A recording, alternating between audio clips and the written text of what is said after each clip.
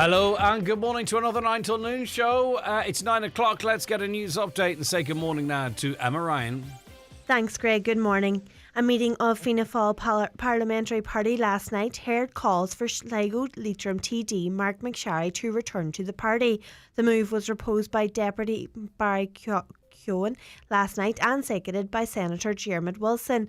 Deputy McSharry resigned the party whip and became an independent TD in September of last year. It is now expected that Taoiseach Micheál Martin will speak with McSharry about his return, and he may have to submit a request to become a member of the party. The Taoiseach has committed to raise the ongoing delays in the delivery of a new building for School Isigon in Buncrana with the Education Minister. It's emerged that the planning permission for the development has now expired, which will result in further setbacks in terms of time and cost. The school is the largest in Donegal with 800 pupils. Donegal Deputy Padraig McLaughlin outlined to Micheál Martin the unacceptable state of the current building. The conditions in the school, black mould growing on classroom walls, leaking prefab roofs and puddles on floors, classroom walls being insulated with election posters of all things, sash windows in old classrooms which do not close. I could go on and on. There's 20 million allocated for a brand new school. I can't convey how desperately needed it is. Almost 110,000 hospital appointments have been cancelled this year. According to Freedom of Information figures, it includes nearly 14,000 appointments at the Mater Hospital in Dublin. The HSE say there are many reasons why hospitals cancel appointments, such as COVID surges or a lack of beds. However, Donegal GP Kieran O'Farrell says the health service is struggling to cope with demand. We're seeing, I suppose, our health service under more and more pressure. And we saw recently here in Letterkenny, where I am, inpatient procedures having to be cancelled because of congestion in emergency departments. And I suspect that that's something that we're going to see more and more of over the winter. So the capacity of the health service then also starts to contribute to these problems. A Donegal deputy says the county is at the heart of his call for free, accessible public transport. Deputy Thomas Pringle brought a motion before the Dáil this week, which he called a social justice policy, highlighting the lack of public transport in rural parts of the country. Deputy Pringle says the efforts of providers in Donegal are hampered because of a lack of public transport overall. The local link in Donegal is probably one of the best developed local link services in the country, but it is still not good enough. And it means very little when we are dealing with a large county with no rail access.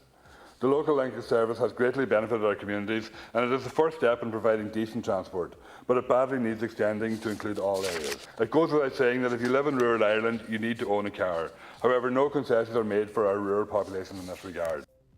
To weather now, today will be windy with scattered showers becoming heavy and prolonged at times this afternoon and evening. There will be occasional sunny periods in between the showers. Highest temperatures of 13 to 15 degrees. That's all for now. We'll be back with a news update again at 10 o'clock. But until then, good morning. Whether it's golfing, gardening or going for a new personal best, at Nurofen we know sometimes body pain can stop you in your tracks.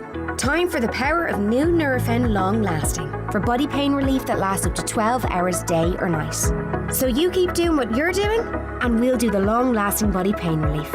Up to 12 hours pain relief refers to a 2x300mg capsule dose. Nurofen Long Lasting 300mg prolonged release hard capsules contain ibuprofen for backache and muscular pain and period pain. Always read the label. Watch the show live now on YouTube, Facebook and at highlandradio.com. The 9 till noon show with Letterkenny Credit Union, now offering mortgages with life cover provided at no additional cost. Letterkenny Credit Union, 9102127. And now, it's time for the talk of the Northwest. The 9 to noon show with Greg Hughes on Highland Radio. And a very good morning to you. It's 4 minutes past 9. It's Thursday, the 6th of October, 2022. How are you keeping? I do hope you are well this chilly enough morning. And hopefully you're here with us for the next 3 hours in this programme and throughout the day here on your number one local radio station. It is Highland Radio. The lines are open for you right now. Lots to get through today. Lots of different topics, different subjects. But you know yourself, we want to hear from you. We want you involved in the conversation. I've lots of messages and contacts from yesterday, which we'll get to this morning as well. And how do you do so? Well, you WhatsApp or text 086 60 25,000, 086 60 25,000, or give us a call on 07491 25,000. Caroline and Donna Marie taking your calls there. Feel free to join us visually on our website, highlandradio.com. Click the Watch Live button, or get onto YouTube, Highland Radio Ireland, or across our Facebook pages and interact and get involved there. And if you don't want to send your message in that public forum, feel free to DM your messages on our socials. We get them here as well, of course. Right, it's Thursday, so an abundance of newspapers today. And we'll start with the Tyrconnell Tribune. Town Master Plan reports progress. Declan Meehan of the Milford and District Resource Centre has welcomed the first meeting with council officials to progress the town centre first plan in the coming weeks. Meehan told the Tribune that he was very confident about Milford's future, and the new plan will identify further financial funding initiatives to deal with dereliction, community infrastructure and vacant properties. The Heritage Minister allocated €100,000 to commission the plan late last year. The issue has also been pursued by Councillor Liam Blaney, Cahir of the Council, on a number of occasions since the funding was announced. The new initiative seems like a big step forward from 13 years ago, when a local protest group, Milford in Tatters, saw 250 residents march into the council area's office to highlight their anger over broken promises and delays stretching back over a quarter of a century. So hopefully things moving in the right direction for a lovely little part of our region.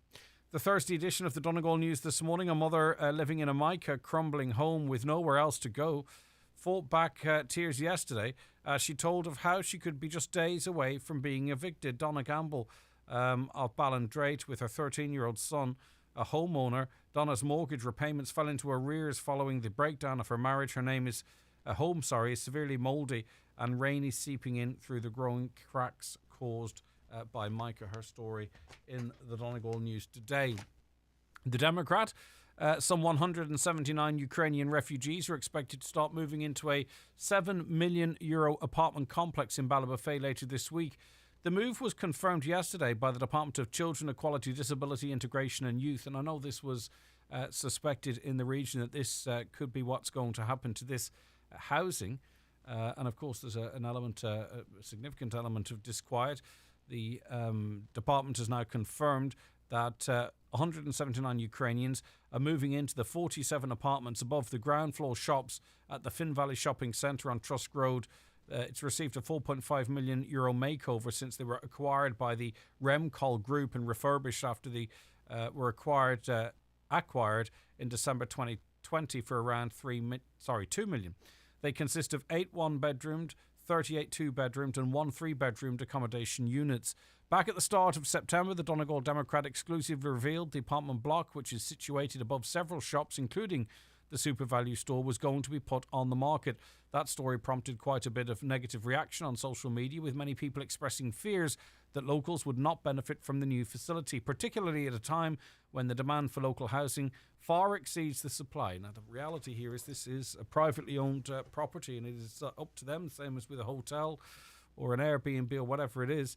The Remcol Group have decided to use this for the housing of Ukrainian refugees. That's my reading of it. I mean, they own it and that's what's happening, so I presume I'm not putting 2 and 2 together and coming up with anything other than 4. The Derry News this morning tells us that a Derry charity supporting and promoting male health and well-being may have to close its doors in March unless it receives crucial core funding. The situation is critical for Men's Action Network, which is based in Patrick Street, as the group is coming to the end of its current Big Lottery Fund grant and has only enough money to keep its services going until the end of this financial year.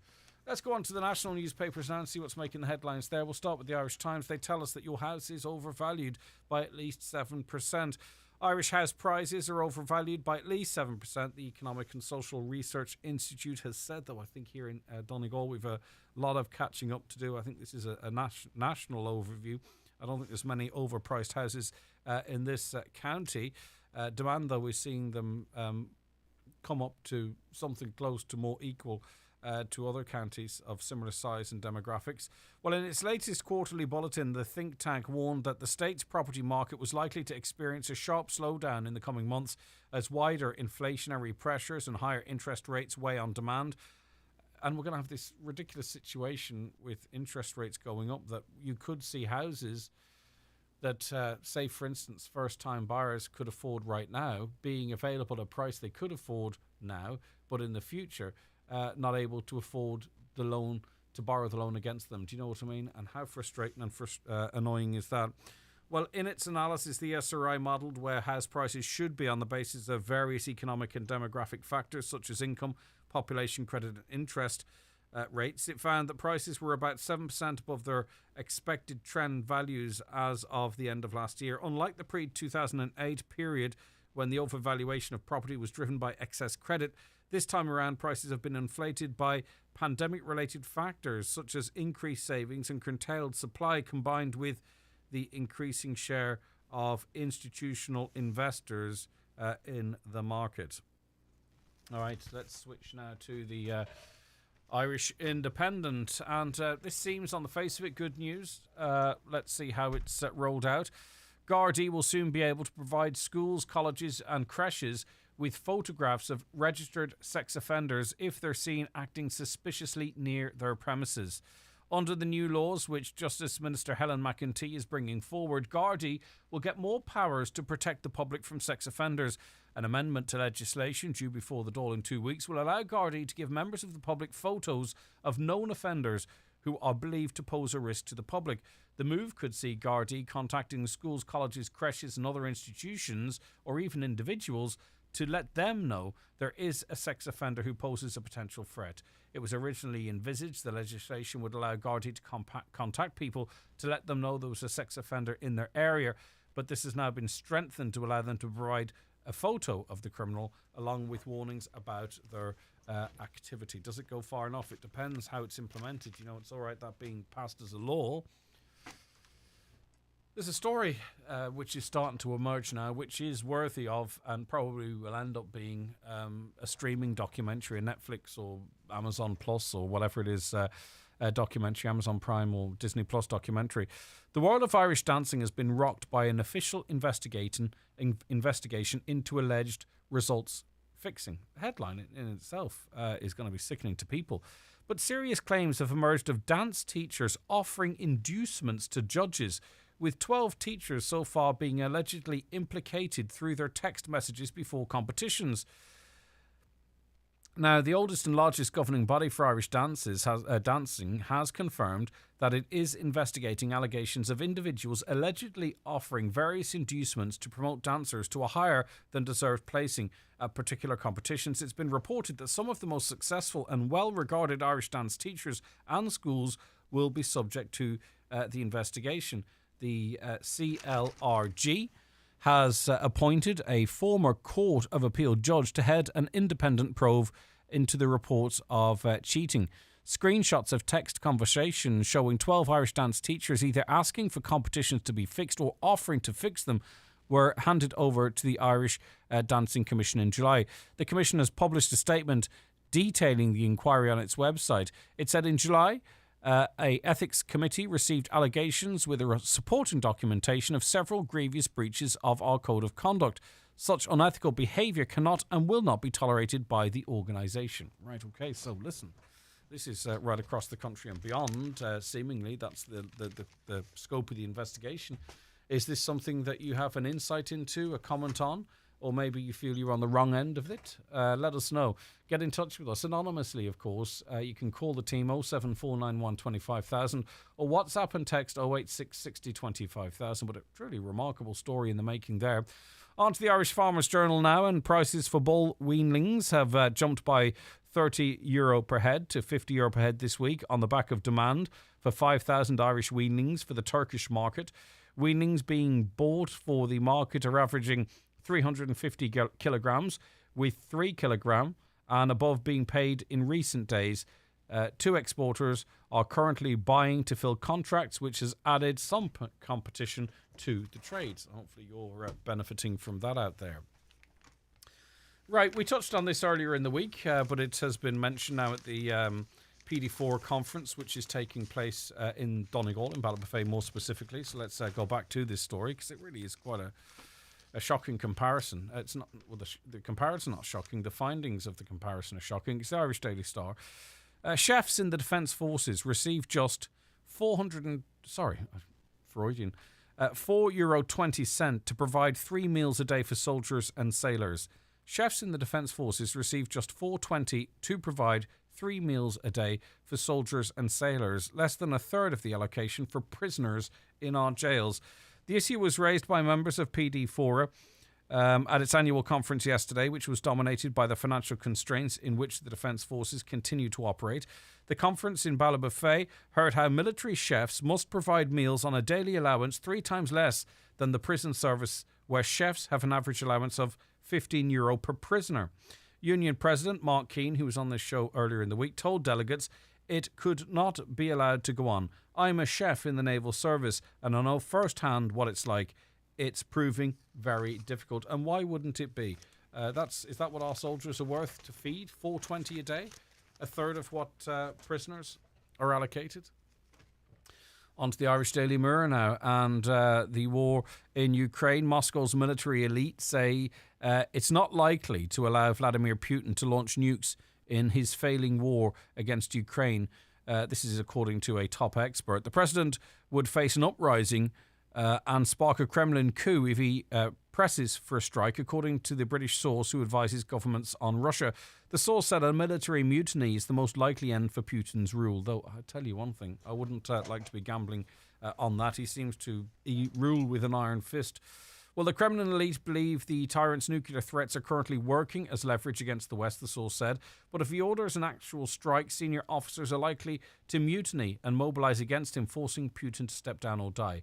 The source added, faced with Putin's recklessness and the need to prevent use of nuclear weapons, the military are most likely to stage a coup to depose him.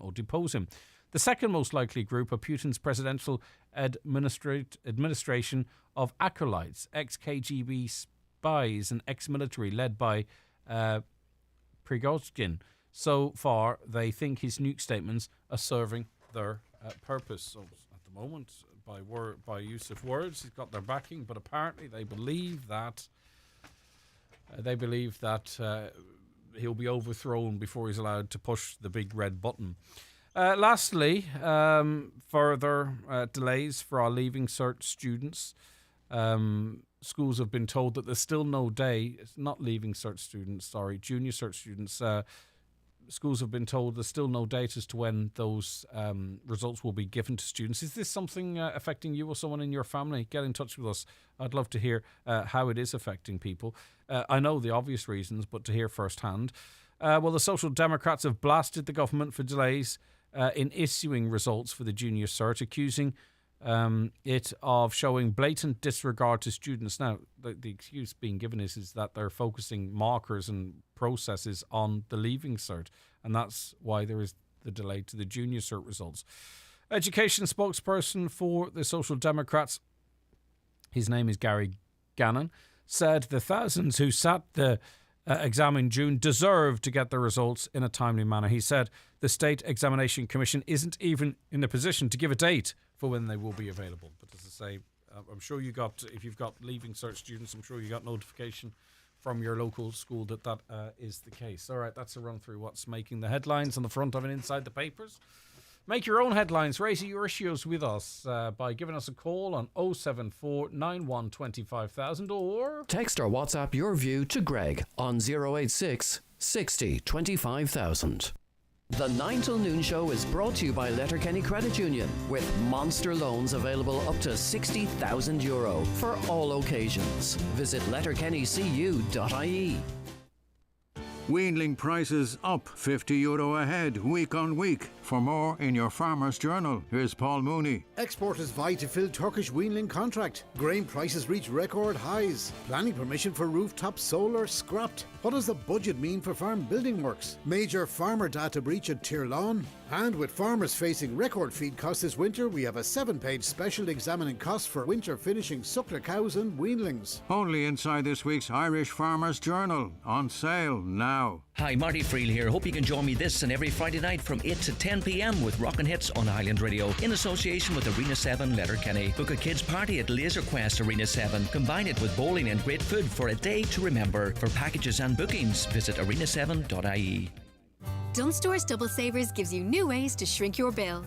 Save in the aisles on fresh Dunstores ingredients for flavoursome tandoori fish bites with yoghurt sauce.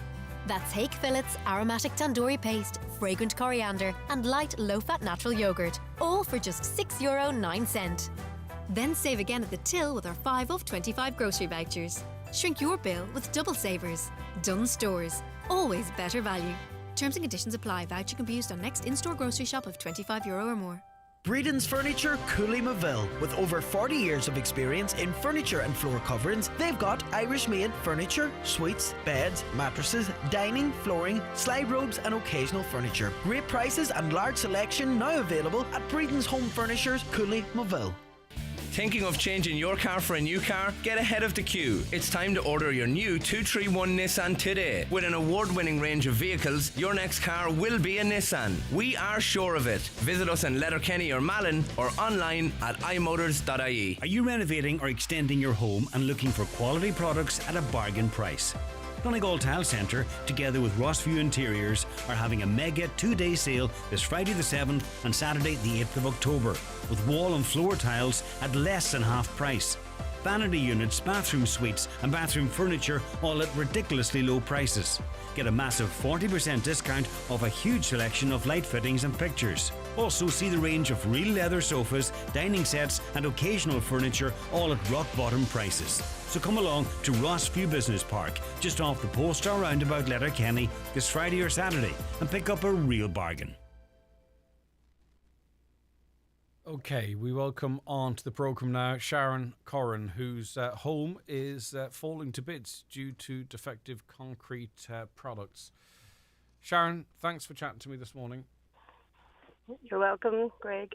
You know no more than our conversations yesterday with Sharon. It's not easy to do so, but you're another family at the end of their tether due to this scandal. Yeah, I am indeed, Greg. So I sent you on some photographs, as you can see. When it rained, the rain's coming in through our walls, and we just started dreading the winter, and the house is so cold, impossible to heat, and with the rising cost of oil and everything, just really dreading the winter. So things just going from bad to worse, and right. Well, let's get a bit fighting a battle. Yeah, and you're fighting a battle, and we'll get more specific about the condition of your house, Sharon, and where you're at. Mm-hmm. People can see the images. We're showing them right now on our live visual stream on our website, highlandradio.com, or on YouTube or Facebook. And at the moment, we're on a picture of the outside cornerstones cracked, falling away, and then we switch to an inside picture close to an electricity socket where the wall looks just completely sodden. Is that what it's like? Mm-hmm. Is that the level of water that's coming through? Yeah, and the summer wasn't too bad, thank God, but now coming into the winter, our electricity will trip almost daily, because especially if it rains, we have to disconnect the sockets and take them out and try and dry them. I have a dehumidifier that has to be going nearly all day, every day, which soaks up the water from the walls to try and get the electricity back working again. And I'm paying insurance, but I don't even know if we would be insured if anything did happen with the electrics. But I'm afraid to stop paying it. So it's just the way it is. So it's stressful. Yeah, now also there's an image here of buckets and towels out. What's happening there? Mm-hmm. When it rains, the water comes in through the walls.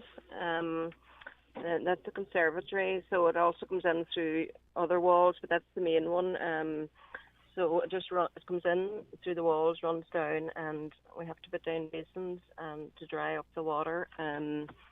So especially after a wet night or a windy night, it's much worse, which is plentiful now coming into the winter. So we just have to catch whatever water we can. And then the wooden floor rises as well, so we have to fix that as well from time to time, because the floorboards just get damp and they just come up. So when you get up in the morning, you usually have a few basins of water to face or during the day. And there's no enjoyment in this home for you at all at this point. even putting aside, the struggle to try and get it fixed and funding and all that, but just in terms of, heading back to the house, getting home to the house, cleaning the house, anything like that there. I mean, there can be no joy or pleasure or pride with the house in the state that it's become now, Sharon. I know. Like, we built our house in 2004. It was our dream home, and, we put the best of everything into it, and, I'm very house proud, and we're all, a very house proud family, and, the kids are absolutely brilliant. They've been so resilient, and, they've had to put up with a lot in their young lives, but they're just so strong and so good, and you can't protect them from this, Sharon. They have to be part of it, don't they? Because, we try and hide little things from them to protect them, but this is, obviously it's going to be a conversation in school, but they have to live, they have to help emptying the buckets and help mopping and all that kind of stuff too, don't they? Yeah, and our son's very good. He does a lot of the protest, takes days off to go and, stay any protests or anything that's going on, to try and help fight the cause. And my daughter, she's in fourth year university, so she's under a lot of stress with college, and so it's added stress for her as well. And like this summer, I tried to just paint some of the walls just to give us a wee bit of visual, to cover up the walls, or the paint's coming off the walls. So I just take it on myself just to try and cover up the worst parts, just so that we can, live in it and it looks better. We can't really invite people over because it's so embarrassing, and so there's a lot of kind of things that it affects. And not unlike the conversation we had with Sharon yesterday, there's also a physical health element to this as well. And we've spoken to an expert in this regard. I'm sorry to keep repeating it, but the government's not listening and the council's not listening. If it's not about bricks and mortar, let it be about people. I presume there's obviously a lot of damp in the house, and you have a husband with asthma, which this can't be helping his condition. No, definitely not. But again, we just feel helpless. There's absolutely nothing we can do about it. If it's your own health, you can do something about it. You can go to the doctor, whatever. But this is just like a losing battle that we don't even know who we're fighting against, and you do feel like you're losing it. And there doesn't seem to be any progress anywhere. Or applications, and since 2020 with the council, and when you ring up, you're just told there's nothing happening. So have you received any assistance at all, like remediation money, for example? Any talk of €15,000 if you were to look at alternatives?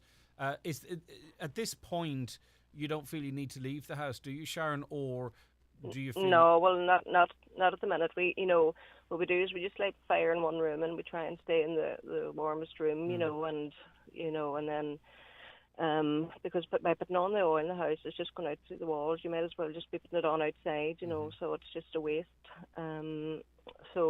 But we're lucky enough. I suppose we have a stove that we can light, and we have an open fire, so there's probably people worse off that way. But in the stormy nights, you can sort of hear the creaking of the house as well, so it gets scary. My son was going to move into a hotel one night last year during the storm. Really? And, but and what's the fear there? What's the fear when there is a storm? And I think too, sometimes we think that everybody's house where it's at now is as bad as it's going to get. But especially with freeze and thaw, like this house, your home, could deteriorate really, really rapidly over the next couple of months. That is completely uncertain. We don't know what might happen. We don't know, and the test results show like high and pyrolite or whatever. So and then we have the basement slabs, which are a lot of weight on the walls, so I would hope that we would have a good few years left in it, before it get to the stage of some of the other houses. But we just don't know. It's the uncertainty of not knowing what's going to happen each winter, because you can see the cracks getting bigger, year on year. But we would hope that even if you got, if they give us money to even just to get it temporarily fixed up. I know there is money there, emergency money, but it comes off your total grant at the end. So don't let us downsize. Don't let us get our own. You have to go with a contractor. So, like, you're going to need all the grant that you're going to get to rebuild a house again. So. I think by taking 15,000 just to try and fix it up is going to be, money that you're going to need later on, maybe to put doors and that on it, so. I'm not in any way making light of the situation, Sharon, but just looking through the pictures here and with everything you're going through, the house, other than its complete failing, it's spotless. You have it, you have it actually spotless, and you can see with the doors and that type of stuff, like you did put a lot of money, your hard-earned money, into this. So, one of the significant issues here too, because this is taking a huge emotional toll on the whole family. You and your husband, perhaps particularly, I think, because as parents, you're going to take the weight of the stress and the worry. It's the lack of hope, the lack of help. It's just one day running into the other with no end in sight. It must feel that like there is no end in sight, Sharon.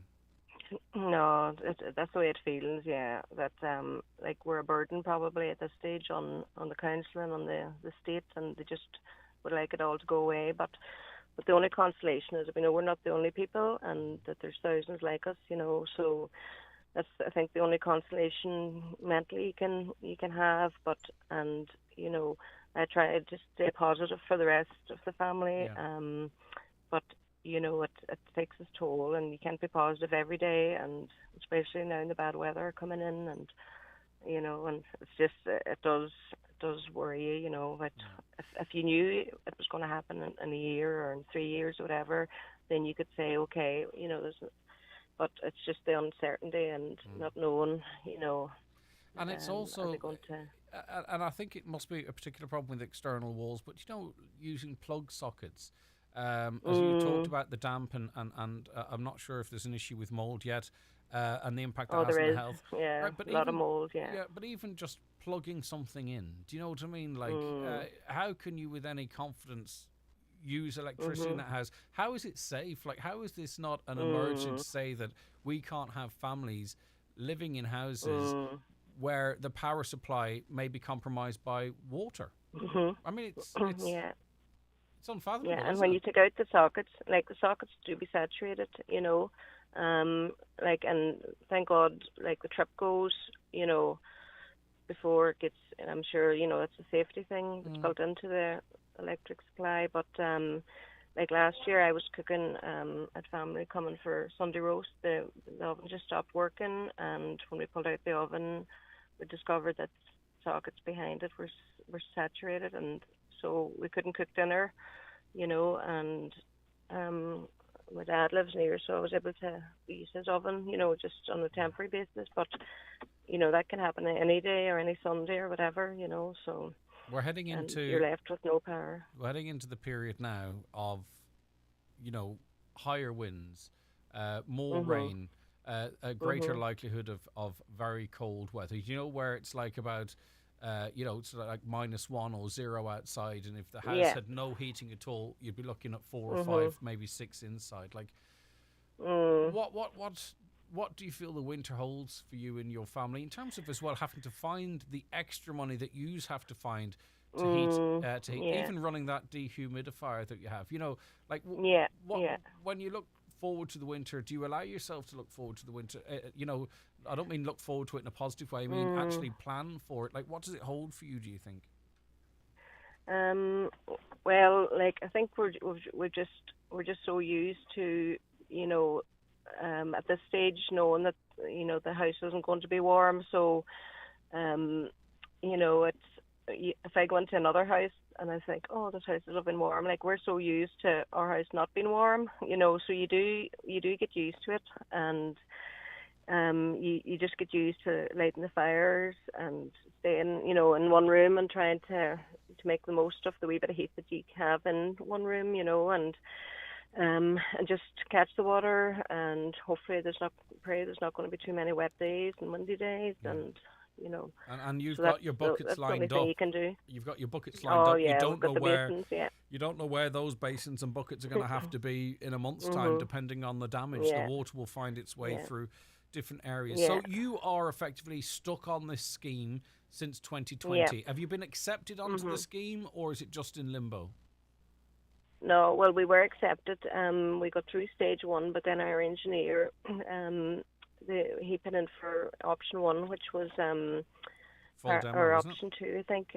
Well, no, he didn't put in for full demolition, Oh. but he reviewed it and says, yeah, that he did. It did need full demolition, so we've put in for a change of option because when he revisited everything, he says no, that the walls aren't strong enough to hold the house, or the The bison slabs so and he's stuff. Yeah.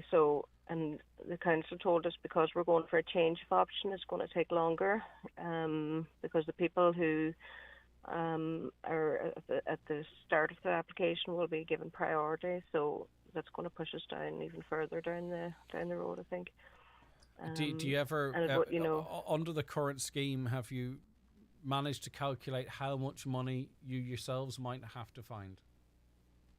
Oh, well, not really, no. But I would say if they do allow us to full demolition and we get the maximum grant of whatever 420, I would say we'll probably have to find 50 on top of that, And that's the prize waiting for you at the end of the tunnel. If everything goes to plan, you have to find another €50,000 to get your house back that is disappearing and falling down. And it's this is completely out of your control. You said no hand actor partners at all. You trusted the regulations. You trusted the industry. You trusted the quarries. And we got the best tradespeople we could get at the time, and. No, we didn't cut corners. We put everything we had into it, and a lot of the people who worked were friends and family as well. So like we did it the best way we could. And if we were allowed to downsize, we might be able to build a smaller house within the grant. Save that way, but yeah. And we're happy to do that. But for some reason they won't allow that, and I don't understand it because the money's to be allocated anyway. Yeah, I hope it's not a personal. I mean, do you still have to pay? Are you still paying for the house? Is that? Am I allowed to ask that, Sharon? Yeah. We are. Yeah. Like it must be tough to see that money coming out of your bank account every month. Yeah. Okay. It is, but yeah. All right. So. Anything you want to add, Sharon? Okay. No, thank you, Greg. Just keep highlighting it and do what you can from your side, and so at least maybe talking might help other families. I don't know, but it's just to keep it out there and keep it, on the headlines would be good. And thank you to Highland Radio for that. No, I appreciate it, and I'm so sorry for what you're going through. And I just you're just stuck on this scheme with no hope, not knowing where you're going to be in 1 year, 3 years, 5 years. Yeah. God knows even 10 years. It's just it's horrendous. It's horrendous. Yeah, it's hard to plan. Yeah, it's hard to plan anything at the minute. Just Okay. Well, listen, make as much as you can. Hopefully, you have the next couple of months are okay for you and your family, Sharon. Well done for speaking out. Okay? Thank you, Greg. All right, take care. Bye-bye, thank you, Sharon, Greg. and love to all the family. Okay, take care of yourself. Caller says, Greg, that family needs to engage with the local TD representatives. That house needs condemned and they need to be put into a ready-to-go cabin on their own site. There's health and mental well-being at stake. All there is talk. The local authority will have the budget to expedite a cabin for that family. Winter and Christmas is on the way. Please get their local councillor on the programme. But we know how that conversation might go. But listen, any local councillors that want to get on. But, we need people that actually can make a difference here. And this is with no disrespect to councillors. They can come on and share the anger and frustration of homeowners, right? But what we need is someone like Dara O'Brien, who is the housing minister, to say, right, you know what, on reflection, this is a human travesty. It's a human crisis. Even take the adults out of it, even the children, right? Okay, we've got state agencies here going into houses to making sure children are safe and protected. And that's exactly what they should be doing. Don't get me wrong. Yet, it is seemingly okay for young people and their parents and older people as well, everyone, but I think you understand where I'm coming from, to sit in these houses, mold-ridden houses, often, you know, and we've heard firsthand the problem with that. Not to mention the impact on the children's physical and mental well-being, everyone, but you know what I mean? That should be enough to say, do you know what? We need to find sites, we need to put up temporary housing, proper temporary housing, and get these people out of these unsafe situations and into a safe situation. Until such time as we do that, we're failing people big time. More comments coming up. The 9 till noon show is brought to you by Letterkenny Credit Union. Digital loans now available. Apply online or via our app today and get your loan transferred directly to your current account. Cutting through the spin. The 9 till noon show on Highland Radio. Our McCullough Jewellers in Letterkenny are synonymous with fine jewellery, quality watches and giftware. With stores at Main Street, Letterkenny and the Letterkenny Shopping Centre or online at ourmccullough.com. You can choose from their quality product range in a relaxed atmosphere, and their sales staff will be happy to help you make the right choice whatever the occasion. Our McCullough Jewellers, making moments magical for generations. Let Kelly's help heat your home this winter. Buy one bag of coal at Kelly Centra in Letterkenny and you'll be entered into a draw to win a full ton of coal, with the winner announced on the 1st of November. There's also great value gas, briquettes, kindling and home heating oil, all at Kelly Centra and Forecourt, Mountaintop, Letterkenny. Is your intruder alarm being ignored? 1/3 of all alarms are ignored by neighbours and passers-by. Private Security Authority licensed monitoring centres ensure that your alarm is responded to promptly 24/7, 365 days of the year. Households with alarms which are not monitored are more likely to be broken into. Make sure your alarm is professionally monitored and maintained by a Private Security Authority licensed provider. Visit psa-gov.ie for more information and a list of licensed monitoring centres. Due to continued expansion, McHugh's Tyres, Railway Street, Strabane are seeking to recruit experienced tyre fitters and vehicle technicians. Excellent package rates are available. For further details, contact McHugh's Tyres on 048 7138 2238. Stick to the road with McHugh's Tyres. Do you suffer from high cholesterol, menopause symptoms, digestive issues, anxiety, aches and pains, or a lack of energy? The highly trained team at The Natural Way Letterkenny can provide advice on natural remedies for a number of individual health issues. The Natural Way also has its own brand of herbal treatments to help fight fatigue, relieve digestive discomfort, maintain a healthy immune system and alleviate common menopause symptoms. The Natural Way at Letterkenny Shopping Centre, your one-stop health shop. All right, more comments coming in, and I'll read them in a moment or in a while as it relates to the impact of these defective concrete blocks on people's lives. But have you ever wondered why, with new cycle paths being provided on most, if not all, new roads, really quite nice cycle paths, I think, have you ever wondered why cyclists aren't on them but still appear to be on the road? Michael has wondered why. Hi, Michael. Good morning. How are you doing, Greg? How's things? Right, I'm all right. And we're talking about this lovely cycle lane. It's picturesque. It's off the road, and it cost a fortune. This is the cycle lane running from Dunlow to Glenties, or much of it. Yes, and it's unbelievably well done, as the answer to be said about it. It's incredible. The money that's been spent on it, obviously it's not all finished. There's still wee parts still to be finished off that they're still working on. But the money that's spent on it is mind-blowing. And in my opinion, it's money that could have been put into the hospital in Letterkenny, or it could have been put into the new bridge in Letterkenny. Maybe put in the bridge and get the road sorted over there, which would have been ideal to lift the traffic. Because, in my opinion, it's a waste of money. The cyclists aren't using it. They're still on it, and they're still sometimes six on the road, 3 abreast. And when you go to point out to them they're not in the cycle lane, they tell you where to go. Mm-hmm. And you've done that. Have you done that, Michael? Yes, I have. So talk to us about that weekends. conversation. So you how did you approach the cyclists? Well, you'll love this, because on the same day coming out of Dunlow, there was a bicycle in front of us, and he had all the bags on him. He was on his own. He had all the bags on the bike, like a tourist setup. And I says to my brother was driving at the time. I says, "Go on, you slow down." I said, "I'm going to ask this guy, is he aware there's a cycle lane?" And would you believe the guy apologised and said he didn't know? And as we drove along, you could see him going into the cycle lane. And he was a tourist, and he was either the accent.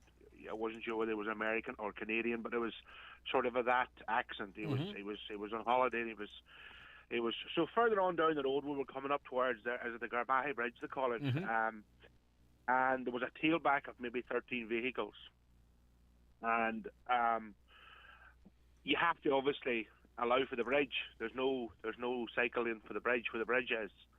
And after we got over the bridge, I thought, why didn't it go onto the cycle lane? The cycle lane was well marked, was well indicated to where the cycle lane was, and no, they stuck and maintained on the road. So obviously, as I was going up the road, I said to my brother, he ain't gone, pulled down. I says, "Excuse me, lad, you just missed the cycle turn off, out the window." And they were like, "Oh, F off, mind your own business, F off." And I couldn't believe it. I was disgusted, I was shocked, and it was more the fact that there were, first of all, there were 6 or 7 of them, and there were 3 abreast. So for anybody that's scared of overtaking, it's already an issue. And then for anybody that's scared to overtake a cyclist, because I don't know what it is.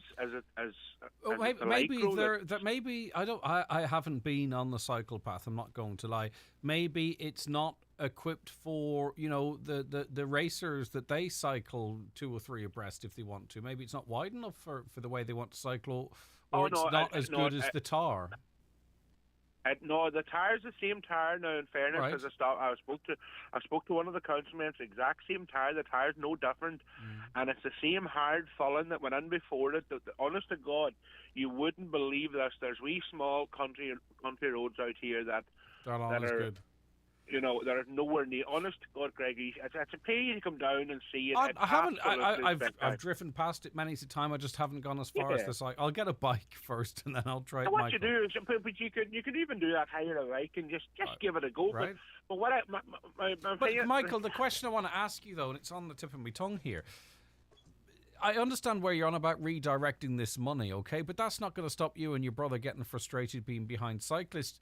Do you think then, and I'm not putting words in your mouth, do you think then that if a guard passes the cyclist that they should say, do you know what, there's a cycle lane there, we'd prefer if you use it? I'm not sure if they have that authority. Or, do you know, in other words, if this money wasn't spent on this cycle path, the Canadian-American wouldn't be able to use it, and he loved the advice that you gave him.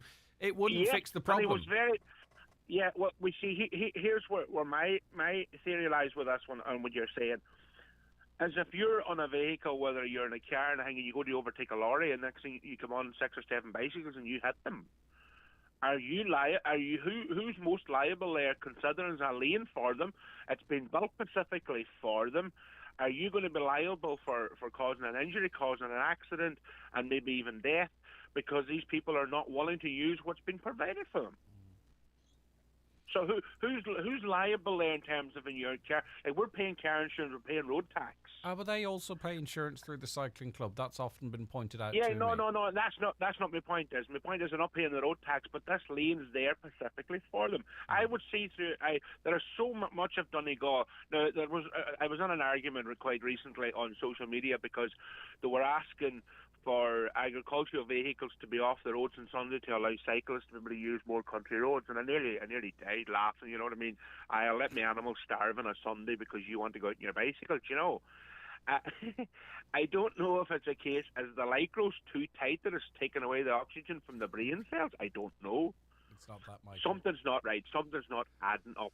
That they're not using these absolutely fantastically provided situations. If they weren't 3 abreast, the cycle lane's wide enough for them.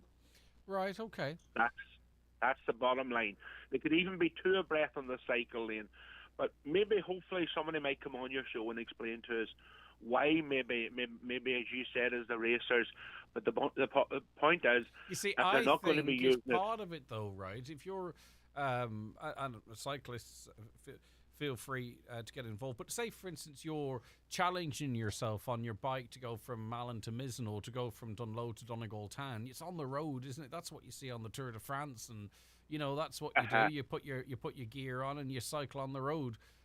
You don't cycle. Maybe they think that the cycle lanes are for your sort of, your Sunday cyclists, your families out for a cycle, or, people with a basket on the front of the people with a basket on the front of the bike. Yeah, I know exactly what you mean by that, and that's just what I'm trying to ask. And maybe is there a reason why they're not on it? But at the end of the day, the money was spent to get them off the roads, therefore to cause less, for me or you and for anybody else that's travelling on the road. And listen, we're only talking a small bit here that unload the whole of Ireland. Eventually, they're trying to build these cycle lanes. But my point is, stop wasting money when they're not using it. Well, if they build, you see, the thing is say they build a greenway, right, which is planning, say from Burton Port to Letterkenny, right? Yes. If a cyclist, like an enthusiast, wants then to cycle from Letterkenny to Burton Port, in reality, they're going to go up the road up the back of Errigal, aren't they? They're not going to use this greenway because I think the whole notion of the road cycling is that you're on the roads, no? You're 100%. Greg, you know what's very weird nowadays? You can go down to a class and it's a virtual reality spin class. Mm-hmm. And you can do anywhere in the world, the Tour de France, you name it, and you type it into the computer and the scenery comes up in the thing and it's actually proper scenery. And it's incredibly well done. The good thing about it is they're not in the roads in front of me. But you don't get the wind in your face, Michael. Not Michael. No. That's trust me. No. There is one because of them big industrial fans. But sure, listen, we could get you one of them for your tractor, and you can go and virtually feed your sheep. You can go and virtually feed your sheep on a Sunday. It's the same thing. Should I get what you're saying. Come here, stay there a second. Councillor Michael McClafferty is coming to defence of cycle lanes. He doesn't think they're a waste of money. But Michael, of the councillor variety, if people aren't using them and motorists still find themselves frustrated, well, then they are a waste of money, aren't they? They're not a waste of money, Greg, to be fair, because with respect to Michael's point, and I take wholeheartedly on board as points that himself and his brother have been highlighting there to yourself for the last few minutes. That's fair enough. But at the end of the day, Greg, we've no control over what a number or a group of people want to do. If they wish to use the road, they're going to use the road. If they wish to use the cycle track, obviously we would encourage them to use it. That's what we're talking about. But setting that aside, that's exactly what we're talking about. I know, but setting that aside, Greg, Greg, wait a minute, please make the point. On that, there is a lot of people elsewhere using these cycle lanes, cycle tracks and such. If they're not using over there, I don't know why exactly they're not using it there, to be fair. Mm-hmm. But I will argue at all roads they're not a waste of money because they are a safety aspect. Now, obviously, I would encourage any cyclist. I think, Councillor, with respect to Michael, and he's well able to speak to himself, I don't think he's saying they shouldn't be built and we should build a bridge in Letterkenny. I think he's saying we might as well, for all the use that they get, the money might as well be spent better elsewhere. I don't think Michael's point is a literal point. I think it's more or less that if cyclists don't use them, what's the point in wasting the money on them? But obviously there's going to be some level of use. Is that what you're saying, Michael, is it? Thank you very much, Greg. That's exactly what I'm saying. Yeah, okay. Right, so Councillor Michael McClafferty, then you recognise there is an issue. Do you think cyclists should have to use the lanes if they're available? Do you know, like, say, for instance, there's a climbing lane, right, and the lorry doesn't use the climbing lane, right, and all the traffic's backed up and the climbing lane is free. You can't undertake the lorry. That's illegal, I think, right? So, but if I said that to you, you'd say, well, no, the lorry has to go in the climbing lane and the Gardaí should make sure that lorry goes in the climbing lane. I think you'd say that, Councillor. Then could you not make the same argument that if there's a cycle lane, that should be used to allow for the free movement of traffic on the main road? Yes, Greg, that's a fair point, and it's a fair point as well what Michael's highlighted there this morning. And it's also a fair point as well, to be fair for us all, county councillors, county council and so on, TDs alike going forward. It's something that would need to be legislated for and the policy and so on, that cyclists would have to be or else encouraged if they're near Hannah cycling lane to use the cycling lane. But at the minute, as you touched on yourself there's no provision at the moment that I'm aware of anyway for that to make them go on and use it. But it is certainly something. Obviously the whole object. What about a cycle lane? What about then a cycle lane? Firstly, we should have maybe consulted with cycle clubs before putting in the cycle lanes, maybe to see if they'd use them. But secondly, then what about some sort of a public campaign, to say, are you a cyclist? Do you know we have cycle lanes? Maybe encourage cyclists with some public information as to where they are onto the cycle lanes, maybe, Michael McClafferty. Well, it is something. I touched on that with Charlene there before we got on the air going forward there. It is something exactly that that has to be looked at closer. Is there enough information out there? Is there on the various points at schools and so on picking up on all this going forward at the relevant time? Is all these stuff available to these when you're Googling and so on where these cycle lanes are for the visitors in particular that Michael touched on there that weren't aware, and we can all appreciate that if you're new to an area. But there is an onus going forward, yes, to see that all these things as much as possible are available when you type in where these lanes are. That they're readily available to you. I think a lot of local cycle clubs know exactly where they are, though, Michael. I think the elephant in the room here is they choose not to use them, really, where they're available. For the most part, maybe. I don't know. Is it for the most part? I don't know. Right, but Councillor McClafferty, you recognise that there is an issue, but you're also pointing out that they're not a waste of money, and perhaps we could be doing more to encourage cyclists onto the cycle lane. Have I surmised your points all right there? Yes. Okay. 100%, Greg. At the end of the day, these lanes are done for safety. Like, I'm sorry that the for people over there are not fully using them to the when the money has been spent, so on as Michael's rightly outlined there. All right, but at the end of the day, they are there for safety, and it's fair to say as well, Greg, to be fair, and I'm sure Michael will agree with this point as well.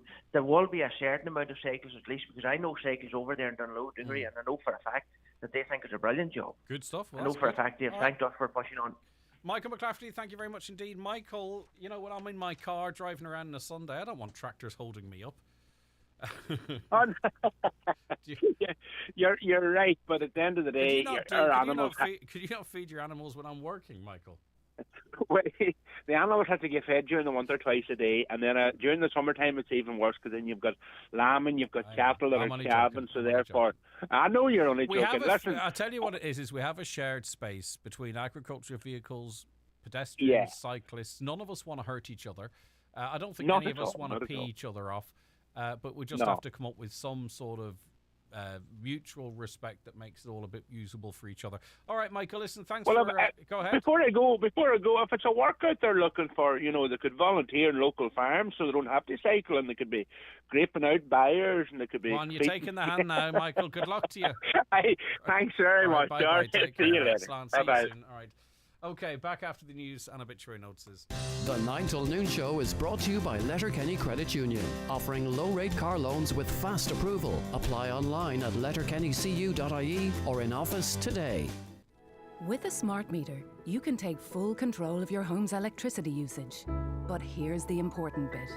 Only if you sign up to an Electric Ireland smart meter plan. Our personalised usage insights will help you make the most of your electricity. So if you'd like to find out the perfect time to put on a wash or see how your bill's looking on any day of the month, search Electric Ireland Smart Meter Plans and find out the best plan for your home. Smart meter required. T's and C's apply.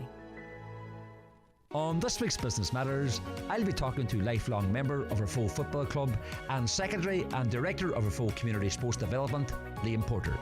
So join me, Kieran O'Donnell, for Business Matters on Sunday evening after the 6 o'clock news. The Business Matters podcast is also available to download at highlandradio.com. Business Matters in association with the Faculty of Business at ATU Donegal. Looking for a career in financial services? Consider the Level 9 MA in Governance and IT in Financial Services. Take the next step in your career and contact the Exec Ed Coordinator on 9186206 or email execed, EXECED at atu.ie today. When it comes to searching for a holiday, Atlantic Travel and Letterkenny deal with all the major tour operators from Dublin and Belfast to find you the best deals available. A week in the sun, a cruise, or maybe a short break. Whatever suits, you can book in confidence with Atlantic, knowing your holiday is protected should something go wrong. Take the hassle and worry out of your holiday booking with the award-winning Atlantic Travel, St Oliver Plunkett Road, Letterkenny. For a quote today, see Facebook, visit atlantictravel.ie or call 9126193. The Northwest Cross-Border Jobs Fair will be held on Tuesday the 11th of October from 10 a.m. till 3 p.m. in the Inishowen Gateway Hotel, Buncrana. This event provides an opportunity to meet employers, check out their current vacancies and learn more about what training or education opportunities are on offer. So whether you're a job seeker, graduate or employed and wish to change jobs, start a new career or relocate, then please register your interest on eventbrite.ie and we look forward to seeing you there. This event is supported by Cross-Border Partnership for Employment Services, the Department of Social Protection and Department for Communities. Highland Radio weather updates brought to you by Grant. From condensing boilers to heat pumps and underfloor heating, trust Grant to heat your home. Visit grant.eu.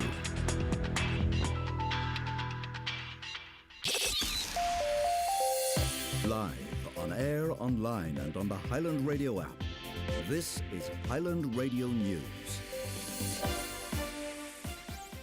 Good morning, it's 10 o'clock. I'm Emma Ryan. A meeting of the Fianna Fáil Parliamentary Party last night heard calls for Sligo Leitrim TD Mark McSharry to return to the party. The move was proposed by Deputy Barry Cowan last night and seconded by Senator Diarmaid Wilson. Deputy McSharry resigned the party whip and became an independent TD in September of last year.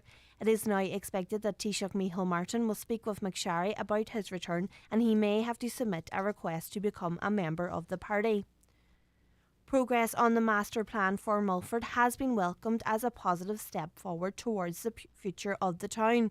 Last year, €100,000 was provided for a plan to tackle dereliction and revitalise the town centre, with the lead to be taken by Donegal County Council. The first meeting to progress the town centre first plan is set to be held in the coming weeks and it will discuss the development of the plan. Declan Meehan of the Mulford and District Resource Centre welcomed the progress and said the plan will help Mulford maximise its full potential.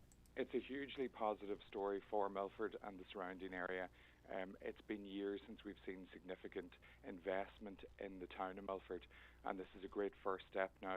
There's a huge amount of potential in the town. We have a huge rate of vacancy on the main street of the town. Almost 50% of buildings are vacant. That's one issue that we'd like to see tackled under this plan. There's also vacant land in the town which I think could address the issue of a lack of public green spaces, which would really enhance the town of Milford for the people living and working in it.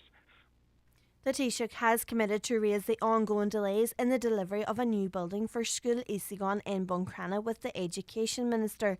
It's emerged that the planning permission for the development has now expired, which will result in further setbacks in terms of time and cost. The school is the largest in Donegal with 800 pupils. Donegal Deputy Padraig McLaughlin outlined to Micheál Martin the unacceptable state of the current building. The conditions in the school, black mould growing on classroom walls, leaking prefab roofs and puddles and floors, classroom walls being insulated with election posters of all things, sash windows in old classrooms which do not close. I could go on and on.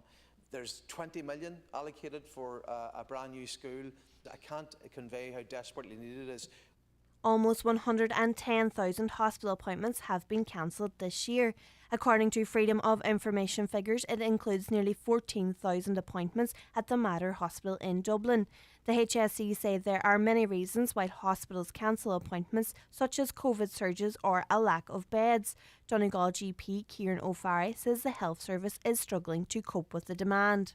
We're seeing, I suppose, our health service under more and more pressure, and we saw recently here in Letterkenny, where I am, inpatient procedures having to be cancelled because of congestion in emergency departments, and I suspect that that's something that we're going to see more and more of over the winter. So the capacity of the health service then also starts to contribute to these problems. A Donegal deputy says the county is at the heart of his call for free, accessible public transport. Deputy Thomas Pringle brought a motion before the Dáil this week, which he called a social justice policy, highlighting the lack of public transport in rural parts of the country. The Dáil was told that people in Donegal have had to deal with an inadequate provision of services for a long time. Deputy Pringle says the efforts of providers in the county are hampered because of a lack of overall public transport. The local link in Donegal is probably one of the best developed local link services in the country, but it is still not good enough and it means very little when we are dealing with a large county with no rail access. The local link service has greatly benefited our communities and it is the first step in providing decent transport, but it badly needs extending to include all areas. It goes without saying that if you live in rural Ireland, you need to own a car. However, no concessions are made for our rural population in this regard. Finally, talks on the Northern Ireland Protocol and other Brexit-related issues are set to get underway today. Negotiators from the EU and UK are expected to meet for the first time since February for technical talks. Fine Gael spokesperson on European Affairs, Neil Richmond, outlined what's on the agenda today. Well, we expect these talks to kind of talk about the issues at hand and how they may be solved before they go into what's known as negotiating tunnel. That's when the talks actually move into the actualities of what the agreement will be, what the legal responsibility will be. So these are at an early stage, but the fact that we're actually getting back to the talks table for the first time since February is in itself a positive move.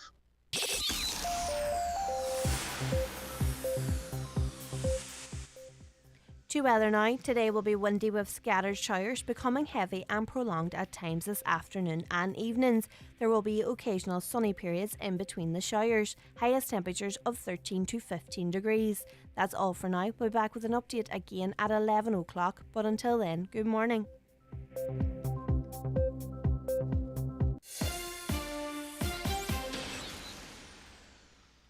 Obituary notices for Thursday morning, October 6th. The death has taken place of Brendan McLaughlin, Anne Clonmany. His remains will repose at his late residence from this evening. Funeral from there on Saturday at 10:30 a.m, going to St Mary's Church, Clonmany, for Requiem Mass at 11 a.m, followed by burial in the adjoining cemetery. House private please from 9 p.m. to 11 a.m, with strictly family only on the morning of the funeral. The death has taken place of Anne Gormley, Lennon View, Ramelton. Remains will repose at her home from 5 p.m. today. Funeral Mass on Saturday at 11 a.m. in St Mary's Church, Ramelton. Burial afterwards in the adjoining cemetery. Funeral Mass can be viewed on churchservices.tv. Family time on the morning of the funeral. Family flowers only. Donations if desired to Pulmonary Rehab Letterkenny, care of any family member or Patrick Sweeney funeral directors. The death has occurred of Brendan Crummy, 4 The Meadows, Ahilly, Buncrana, reposing at his late residence today from 11 a.m. Removal from his home on Saturday morning at 9:15 a.m. to St Mary's Oratory, Buncrana, for Requiem Mass at 10 a.m. Requiem Mass can be viewed on churchservices.tv. Brendan's funeral cortege will be leaving Murphy's Funeral Home on Wednesday morning, October 12th at 11 a.m, travelling to O'Kane's Funeral Home, Donegal Street, Belfast to repose. Cremation will take place on Thursday, October 13th in Rose Lawn Crematorium at 1:20 p.m. Family time please from 11 p.m. to 11 a.m.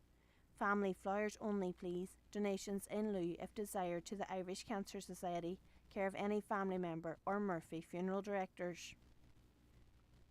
The death has taken place of Eddie Freel, Kildrum Carrigans, formerly Ballyhernan, Fanad, and Kesh Ends, Newtown Cunningham. Eddie will be reposing at his late residence from 1 p.m. today. Funeral from there on Saturday for a Requiem Mass at 12 noon in All Saint Church, Newtown Cunningham, with interment afterwards in the adjoining cemetery. Funeral Mass can be viewed on newtowncalayparish.com. Family flowers only, with donations if desired to Donegal Hospice, care of Charlie McClafferty funeral directors or any family member. Family time on the morning of the funeral please. The death has occurred of Sadie Crawford, née Erwin, 611, Liscooley Villas, Castlefin. Funeral from her late home tomorrow afternoon at 12:20 p.m. for Requiem Mass at 1 p.m. in St Patrick's Church, Crossroads, Killygordon. Interment afterwards in St Mary's Churchyard, Castlefin. In keeping with Sadie's wishes, the house is private to family and close friends. The death has occurred of Seamus Quigley, 82, Ard McCool, Stranorler. Remains reposing at his home. Funeral leaving his home tomorrow morning at 10:30 a.m. for Requiem Mass in the Church of Mary Immaculate, Stranorler at 11 a.m. Interment afterwards in Drumbow Cemetery. The Requiem Mass will be streamed live via the parish webcam. Family time from 10 p.m. tonight and before the funeral tomorrow. The death has taken place of Mary Grant, Maher Beg, Burnfoot. Remains reposing at her residence. Removal from there tomorrow morning at 10:15 a.m. going to St Mary's Church, Fawn for 11 o'clock Requiem Mass with burial afterwards in the adjoining cemetery. House private from 11 p.m. until 11 a.m. Family flowers only please. Donations in lieu to the Oncology Unit, Letterkenny University Hospital, care of any family member or McLaughlin's funeral directors. Family time please on the morning of the funeral. The death has taken place of Paddy McNamee, 22, St Bridget's Crescent, Drumkeen. Paddy's remains are reposing at his late residence. Removal from there this morning at 11:30 a.m. going to St Patrick's Church, Drumkeen for 12 noon funeral mass, followed by burial in the adjoining cemetery. The death has occurred of Mary Ann Gillespie, the Line Road, Carrick, Donegal. Remains are reposing in her son Shane's house in Carrick. Removal to St Columba's Church, Carrick tomorrow for funeral mass at 12 noon, followed by burial afterwards in the adjoining cemetery. House private on the morning of the funeral please. And the death has taken place of Jerry Galway, Shraff Marchin, Derry Beg, originally from Belfast. Remains reposing at his late residence.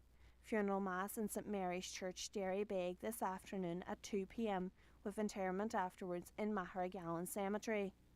The funeral mass can be viewed live on Kieran Rorty Funeral Director's Facebook page. For more details, including any family health guidelines for wakes and funerals, please go to highlandradio.com.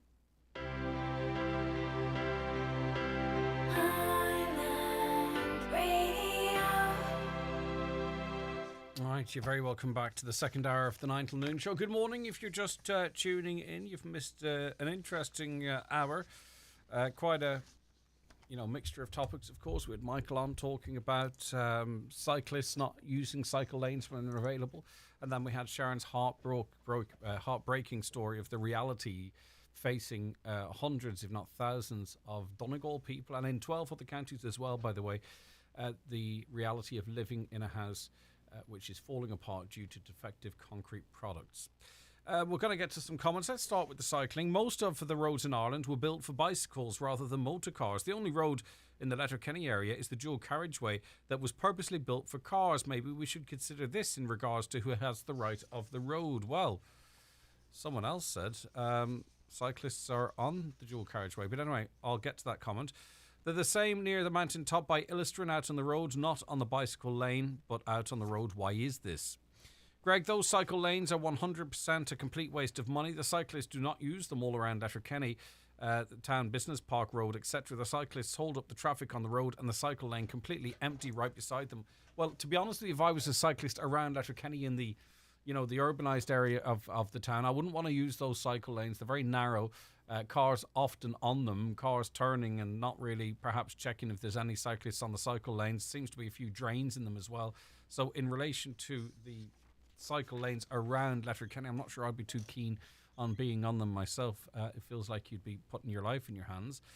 Caller says the cycle lanes are a waste of money. First of all, they aren't safe, and second of all, they aren't used. It's just a ticking box exercise to get cars off certain roads. The council never even asked the public if this is something that they want. Morning, Greg. I had an accident a number of weeks ago. Contacted Now Doc as it was at the weekend. I was sent directly to the A&E. Ended up having surgery the following week. Before I got home from surgery, I had a bill out from the hospital, €100. I have medical cover, which they came around and got my signature on. As I just came out of surgery, they couldn't wait. I'm unable to work for anything up to 6 months with the injury I have, and now I have to get another reminder from the hospital to pay within 10 days, or they're passing it over to a debt collector. Just because you pay tax in this country, you are screwed. Or even because maybe you're saying, right, so that doesn't sound very long before they start forwarding you on to a debt collector. Sorry, that is a different issue. Let's go back to the cycle lanes. It's an important issue, by the way. Coming from a farming background, I thoroughly enjoyed Michael's topic. Okay, good to hear. Why would you not use a cycle lane rather than getting run down, asks another caller. Another, that man is right. The Gardaí should have the power to make cyclists use cycle lanes. Another, it would have been more practical and cheaper to put hard shoulders on the roads. But the idea is, isn't it, that you separate them? I mean, you know, NGL, I'm not going to lie, as the kids say, cyclists use hard shoulders? Another hard shoulder path would be okay for us on bikes, like 2 bits of crack with the traffic. Thanks, that's coming in from Melania. Out in the dual carriageway, which we know where that is because there's only a very small stretch of dual carriageway in the whole of Donegal. So they're talking about the road out of Letterkenny to Derry. Out of the dual carriageway is the same. Cyclists cycle on the slow lane rather than the hard shoulder. Another, if there is a cycle lane there, cyclists should be fined in the same way if a car was parked on a double yellow line. Why is it not made an offence to cycle on the road where bicycle lanes are provided, asks another caller. One more, cyclists do not legally have to use the cycle lanes. That man should mind his own business. There are many legitimate reasons why cyclists choose not to use them. But listen, this is not a one-sided conversation, right? And it is a serious issue, though. You know, we did have a little bit of fun with it as well. If you're a cyclist, tell us why, and then we can understand, and maybe we can all work together to come up with a solution. One more, it's more than a cycle route, it's a walking route for locals here locally, and people drive for miles to walk on it. Yeah, indeed, okay, I'm sure it is, indeed. It's for cyclists and walkers as well, no doubt. Right, good luck if you are playing the bingo today. It's jackpot day, so one of you could win multiples of thousands of euro. I don't know exactly where it's at the moment, but it's pretty big. But anyway, you'll know if you're playing. Good luck, and here are the numbers for you. It's time for NCBI Bingo on Highland Radio. It's Thursday, the 6th of October. Jackpot Day. You're playing for the jackpot prize of €11,000 on the pink sheet. The reference number is S19. It's game number 40. The jackpot number is 32. This number can come out in any position from the next 10 numbers drawn. And now, here are your daily numbers. 88. 10, 30, 54, 57, 79, 3, 62, 48, and finally 89. Phone your claim to 9104833 before 8 tonight, leaving your name, contact number and the name of the shop where you purchased your book, and we'll call you back the next working day. Get all your NCBI bingo information at highlandradio.com. The 9 till noon show is brought to you by Letterkenny Credit Union, with monster loans available up to €60,000 for all occasions. Visit letterkennycu.ie. Imagine a better way to manage your energy with a smart plan from Bord Gosh Energy. Our smart plans, like Free Time Saturday or Free Time Sunday, can help you lower your bills and reduce your energy usage. Find a smart plan that works for you and your home at boardgoshenergy.ie/smart. Free energy units are available from 9 a.m. to 5 p.m. on Saturday or Sunday each week with this tariff. Customers can choose Saturday or Sunday. Smart meter required. Terms and conditions apply. See boardgoshenergy.ie. The final Northwest Derby of the Premier Division season between Finn Harps and Derry City is this Friday evening and is live on Highland. Join Dermot Doherty and Declan Boyle for the full match commentary at the Ryan McBride Brandywell Stadium from 7:45 kick-off. Finn Harps live on Highland in association with BNS Credit Union Ballabufay, who are here to help you through the winter months with loans from €500. Don't delay, get your loan today. Visit bnscu.ie or freephone 1800 290 390. BNS Credit Union Limited is regulated by the Central Bank of Ireland. Wild Atlantic Way adventures await you this autumn with a midweek escape to the luxury Radisson Blu Hotel and Spa Sligo from just €125 with complimentary breakfast each morning. Indulge in afternoon tea overlooking Sligo Bay. Relax with a treatment at the spa. Enjoy a delicious meal in the brasserie. Sit back and relax in Waves Bar or surround yourself with the best of Sligo's outdoor pursuits right on your doorstep. Book now at radsligo.com for the perfect autumn midweek escape. From the smallest shrub to the largest tree in an awkward place, Donnelly Tree Services provide a complete range of tree surgery services. Whether you need to remove a dangerous tree or some nuisance branches, Donnelly Tree Services have the experience and expertise to carry out tree surgery to the highest of professional standards. Call 083 005 9939. Donnelly Tree Services, Donegal. No job is too small, no tree is too tall. Charlie McClafferty Funeral Directors, serving Letterkenny and the surrounding areas for over 100 years. Charlie McClafferty Funeral Directors. Let our family take care of your family and guide you through a difficult time. Sean Murphy is the General Manager of Letterkenny University Hospital. He joins us now. Sean, good morning to you. Good morning, Greg. How you doing? I'm all right. Before we get a breakdown then of what's happening at the hospital, I mean, is it a case now that, you know, overcrowding in the ED, long waits, delays at the hospital, cancelled operations, is that the normal now? I mean, that used to be the case where there would be peaks and we'd invite you on, or the HSE would issue press statements warning the public that that is the case. Is that just what we are to expect now going forward? I wouldn't want to be that defeatist to say this is what we should expect going forward, but in reality, it's something we're going to see continue for some time. At the moment, the volume of patients that are coming in to the hospital are all-time highs, and also the severity of illness of those patients is extremely high at the moment. And obviously the priority is always to deal with the sickest and most ill patients first. Give you some sort of sense of it, Greg. You know, pre-COVID, we would have regularly run at sort of 100 and 110 attendances through the ED on any day. Mondays were always a very pressurized day, and we would hit 140, maybe even 150 patients on Mondays. Often had Sundays that might be down to 80, 90, maybe hitting 100. The last couple of months, we've never dropped below 100. We're regularly and hardly ever drop below 110. It's 120, 130. We hit nearly 200 a few weeks ago on one day. That's I suppose the sense of the volume of patients that are presenting. And while we're doing everything we can to both promptly treat those most urgent, and also to take measures to, if we can get somebody sorted and treated out of the department quickly, we do that as well. Okay, well, can we but, talk about what the might priority be... will always be the most ill. So, yeah, of course. So, now, I mean, it's an acute hospital, right? So it's designed, it's there for us when we need it, when we're sick to go to. Now, there is a trend, an increasing trend in terms of numbers. What is the cause of that?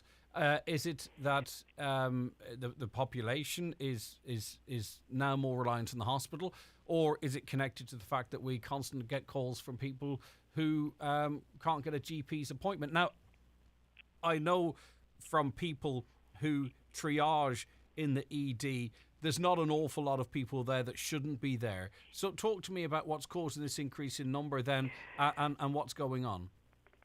Yeah, and It's difficult to be absolutely definitive about it. And like everything, Greg, and we've had some of this conversation before, there's a number of factors. So you're right, the population is increasing in Donegal, and that's a fact. Also, the population is getting older in Donegal, and that's a factor as well, because we know with age comes more comorbidities, people with underlying health issues and more complex treatment regimes. In some areas, we're actually, it's our success in keeping patients alive and keeping people with a quality of life, but with requirements for more regular interventions than in the past they wouldn't have survived. Now they have a quality of life and they can get treatment, right? but they need to come back to the hospital more frequently. Sean, but that's a good thing, right? We also know it's a good thing. It's a good thing, but it does increase the workload and pressures on the system. Of course, Sean, but it's no surprise, is what I'm saying. We also know where. Oh, not at all. We also know where population demographics are going in the next 5 or 10 years. Yeah. We can predict this with some certainty. So we expect, right, a hospital that adapts to that. So in other words, that older people don't feel like a burden, that in some way, because they're staying alive, that it's a problem for the hospital. You're not suggesting that for a second, I take that. I'm not suggesting that for 1 minute. I'm taking pride in what we are doing for the community in terms. But my point is that we know where we're at and we know where we're going. So we need a hospital, right, especially with a very rapid increase in the population. We need a hospital then that can adapt. Okay, we can't stand still from a hospital perspective whilst the population changes. So what's being done then to... So the first question asked me is why, right? So so I'll come back into what's been done, and I agree completely with you that the hospital needs to adapt, and we are adapting. But I suppose just the other a couple of factors that I just want to highlight that in terms of what's driving some of this. I mentioned earlier that the level of illness or the acuity of the patients coming into the hospital has become much more significant over the last year or 2 years, and I think most of us in hospital feel that that's a reflection of some of the impact of COVID and the fact that again patients there was restrictions in service on COVID, so there are people now their illnesses can be more advanced, so that's a driver. And you mentioned the calls coming in about people not getting GP appointments. The hospital people do look to the hospital. You asked the question: are more people looking to the hospital as the place where they will get healthcare services? And while I know GPs are working very, very hard to provide a primary care service, I think the reality is, if you look at our numbers, it's certainly more people are looking to the hospital. Now, I asked you that question. I asked you that question about 6 months ago, maybe 8 months ago, and you said it wasn't certain whether or not. But are you saying that you are more minded now to feel that perhaps, and it's no fault of the GPs necessarily, some of them are incredibly busy and dealing with retirements and other things. Are you saying now it's more clear that a issue with accessing GP care could be having a knock-on effect on the ED numbers? It's a factor, is it? I think at the time I said it could well be a factor. I can't say definitively, but what I can say is our numbers are going up, and you've referenced the fact that lots of people are ringing in saying that that's a factor, and I've got to acknowledge that the possibility that is a factor. The question then you asked was, well, what is the hospital doing about it? And the hospitals need to adapt. So, and again, you are absolutely right in that. So, a couple of things. First of all, just the fact that when the emergency department in the hospital was built and designed, and was, remember, if you recall, it was opened in 2012. It was designed at a time when there was about 30 to 35,000 patients a year attending the department, with an expectation that would increase and maybe even tip close to the 40,000. A decade later, we're actually going to hit over the 50,000 this year. So I suppose the issue is the hospital was designed to grow, but the rate of growth has exceeded the predictions 20 years ago when the department started to get the plan started for the department. And one of the big challenges I've got is that I actually you'll recall before I talked about space being one of our biggest constraints. The process for actually getting expansion of facilities is extremely slow. The movement of patients and increases in demand can be extremely quick. And I caught a bit this morning of coverage in terms of the issue you had with the school in Inishowen, I believe it was, and how long it's taken to get school development on, and I just so related to it in terms of the how slow those capital projects can take.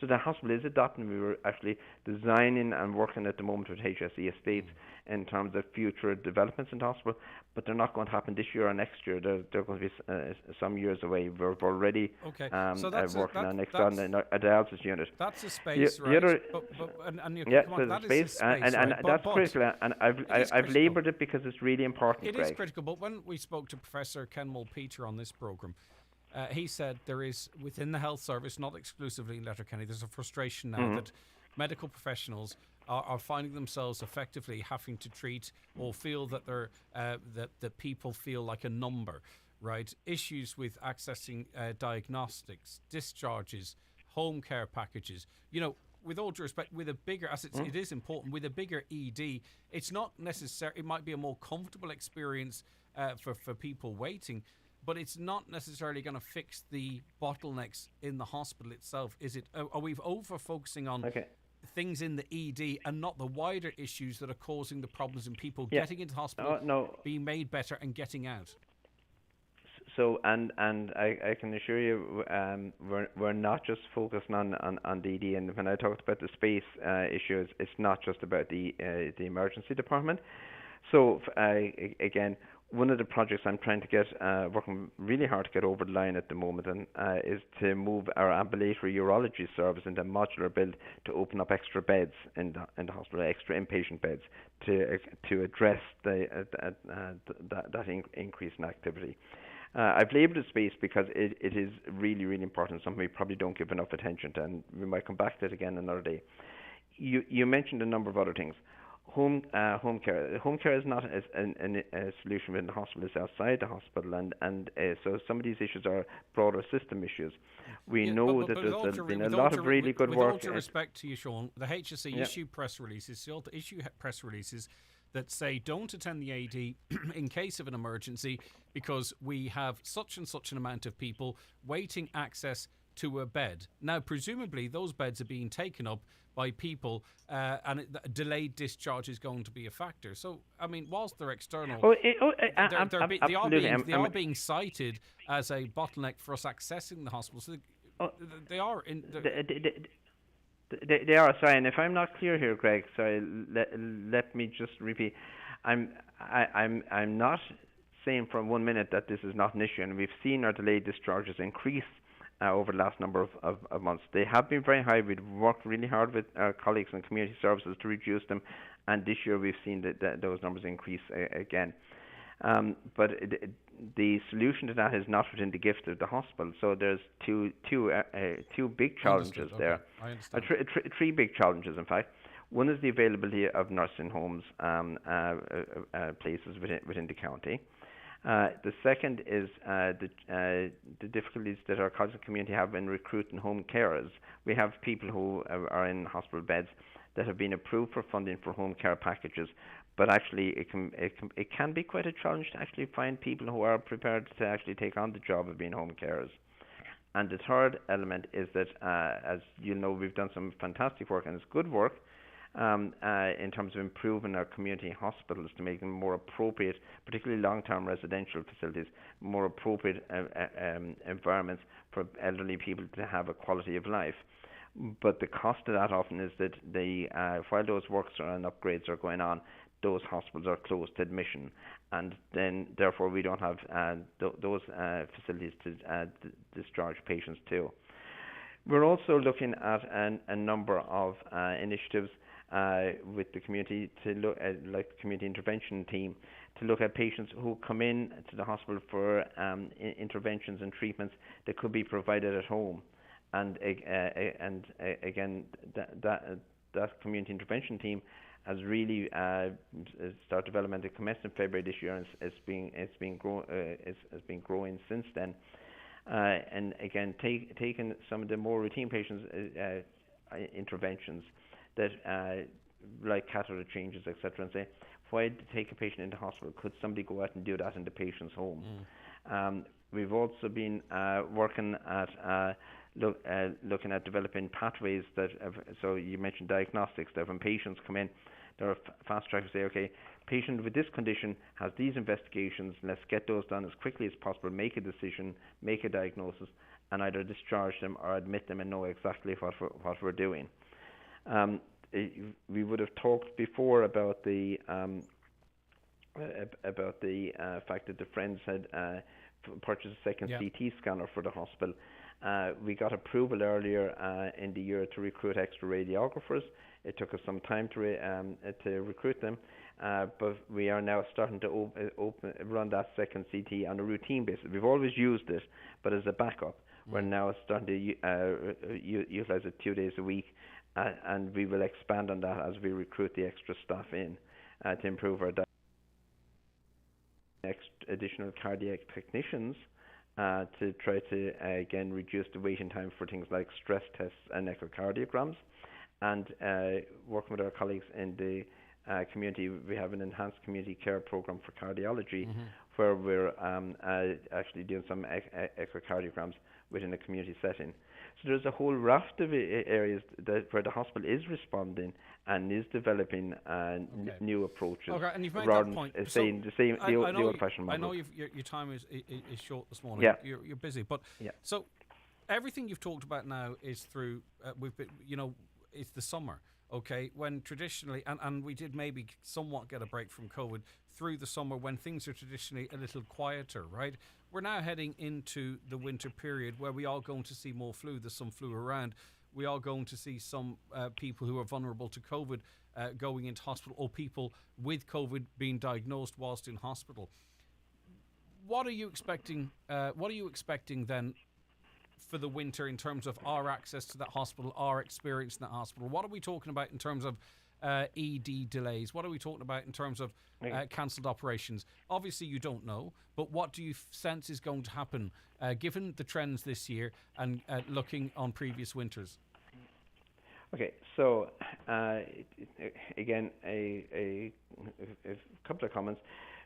First of all, when we talk about winter pressures, I mean, if you look over the last number of years and even pre-COVID, some of that pattern has changed and quite dramatically. We've had Julys that have been worse than Februarys, etc. So there is an element of unpredictability about it. I suppose the peak winters and slump summers have evened out an awful lot more. Nevertheless, as you say, with flu season, COVID, and all the other issues that seasonal illness patterns, we expect to see a busier, a very busy winter this year. That's something that's absolute in my mind. That we are going to have a very challenging winter. We are going to see an impact on elective surgeries being cancelled. We will do our utmost to avoid that. But if I look, give you a sense, we're talking about winter. We had 32 cancellations in February. That had increased the surgical cancellations in Letterkenny. That had increased to 155 in May. When remember we had that big that spike in COVID cases. It then dropped down again to 75 in June, and for the month of September we've been back up to 114. So I think we are going to see an increase in cancellations. We will be taking every measure that we can to reduce that. We've got a lot of our services now run Saturdays and Sundays to keep patients for scheduled appointments coming through the system. But we're going to see pressure on our beds. We are going to see significant waiting times within the emergency department.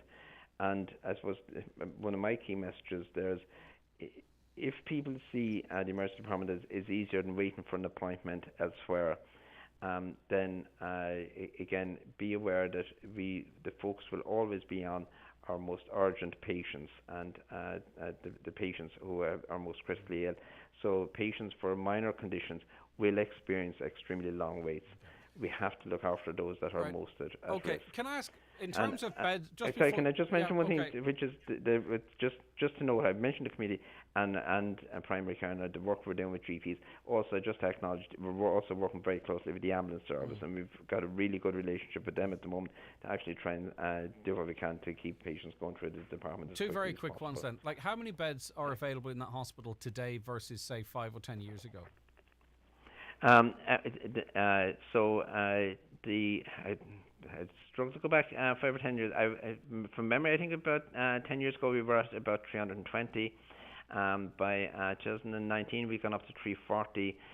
We're at 369 today. And again, as I'm looking to get an extra 13 beds opened in the next few months. Just to give us an idea. And very lastly, there's long waits in the ED. It's incredibly uncomfortable in there and obviously overcrowded. Is there anything can be done to try and make it more comfortable for people to sit in the ED? Those metal chairs are incredibly uncomfortable. We know we're facing into a long period of people sitting for long times in the ED. Many, as you've already pointed out, are older people. I know it's a short-term thing. It might make it a little bit more palatable. Is there anything can be done to make that experience more comfortable for people? There is. You might not believe this, but it's actually it's in my office at the moment, and on my board is seats in the ED is up there.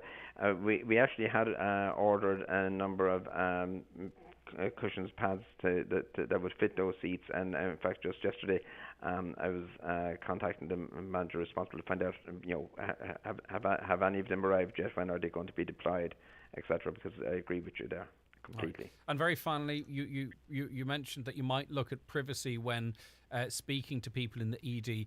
One of the big complaints we've had is a lack of privacy from people, older people being asked when their last bowel movement was, people in their 60s being asked if they've recently had a period. Also, people having to divulge private information at the counter desk there. Little things that perhaps your staff could change today that might make the journey through that hospital less degrading and more comfortable. Is that something maybe you could commit to have a talk to your staff about asking personal questions about menstrual cycles, sex, bowel movements in a public forum? Okay, absolutely, Greg. So, essentially the clinical teams identify the information that they want in order to be able to triage and make quick decisions. But when I get off the phone now, I'm actually meeting with some of these stuff because, again, and you made a point earlier, the hospital can't just do the same thing the same way with the demands.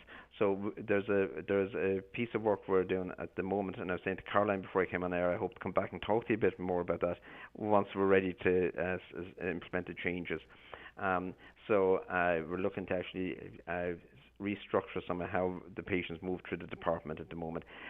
When I meet with the team there, I will talk about those issues around the privacy and what we can do. It seems like a little thing, and I know they're busy, and I know they're clinically minded, but trust me, I've spoken to a lot of people that have felt very degraded, and even says, well, look, can I fill out the form, because I don't want the person next to me to know whether I was intimate with my partner last night or not, Okay, listen, Sean, thanks for your time this morning. I appreciate you taking at least some of what can be done in the short term on board.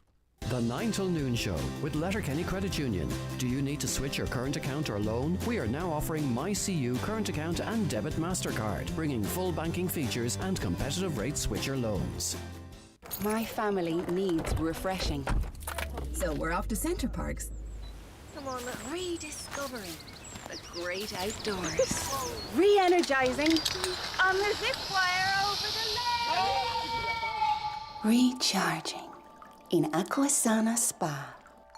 Refueling at Hook's American Bar and Grill. Reconnecting with each other. Centre Parks. Family refreshed.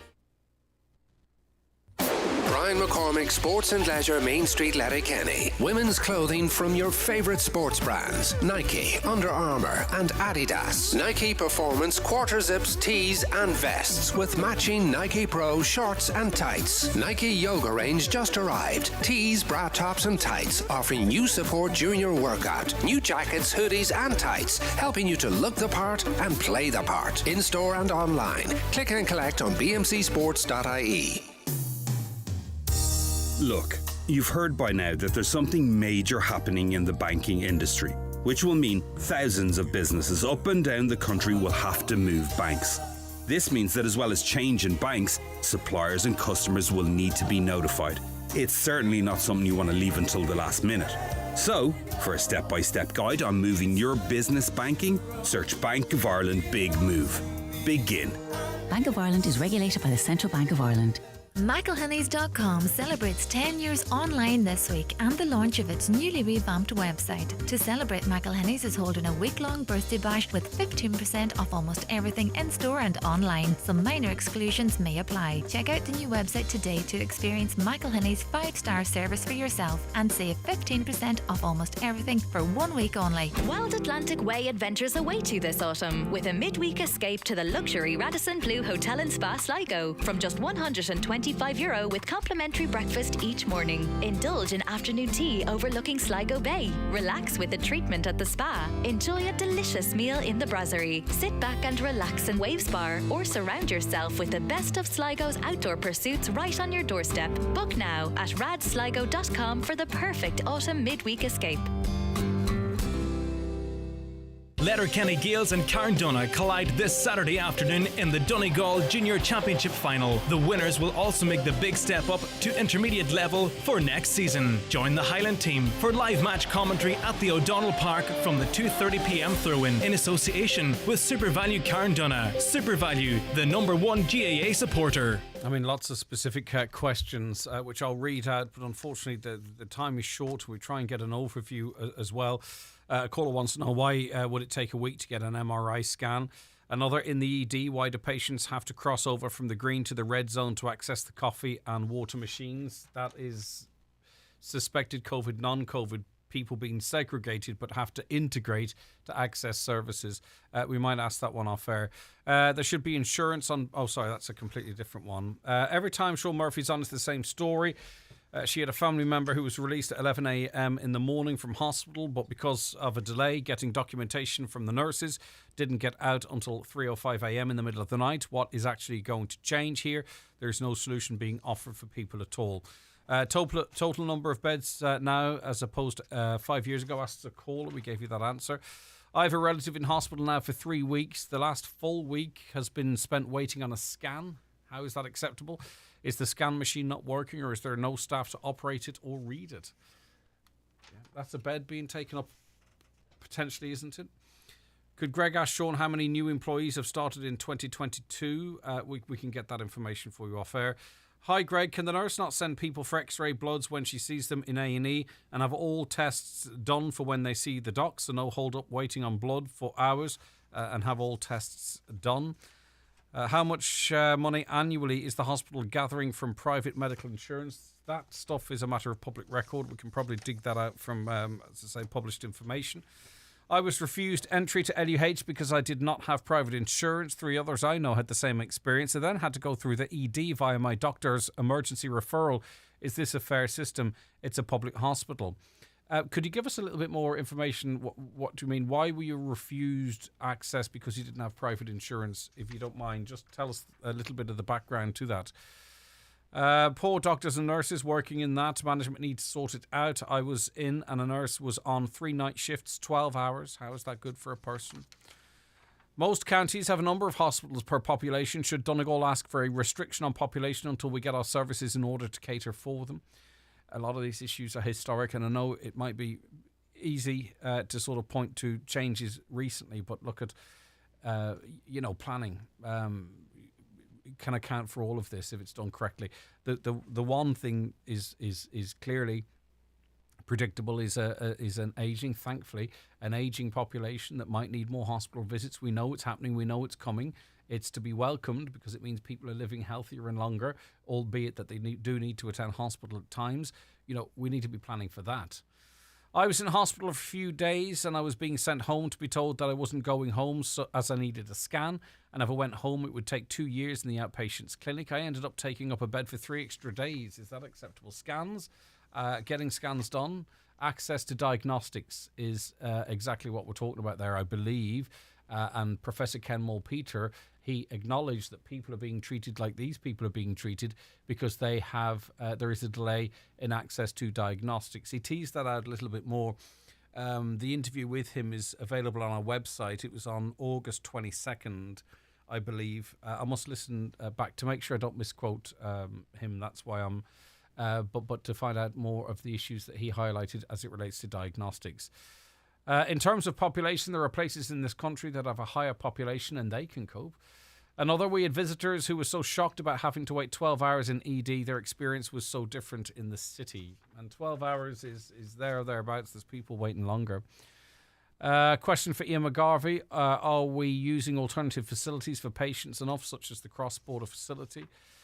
€329 to sit in a chair in day services for 3.5 hours. It's totally outrageous. I was in for 2.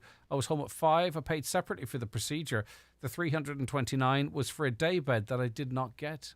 Okay, that's a separate issue. And I think, would you not have maybe a case for getting that recouped? Does he think it's acceptable that people have to sit on iron chairs for hours in ED? The plastic ones were better. Well, cushions have been ordered and are due to arrive for those chairs. Now, whether it's for specific patients or for all of the chairs, I don't know. But they have been ordered. They're due any time now. And hopefully they will be put in place soon.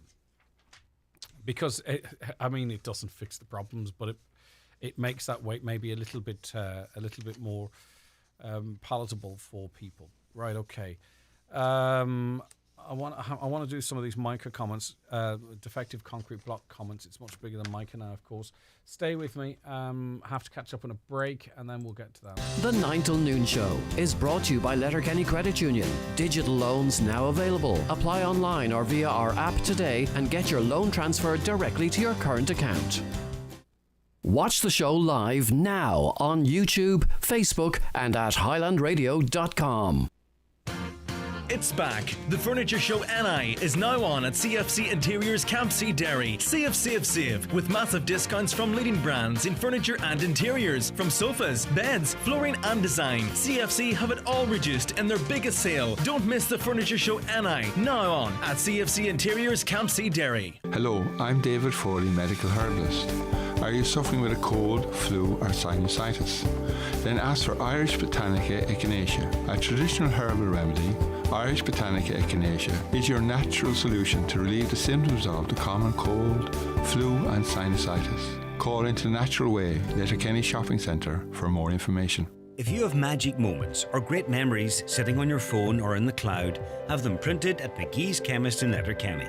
Get larger 7x5 prints for the same price as 6x4s. 35mm and film from disposable cameras, also printed and digitalised.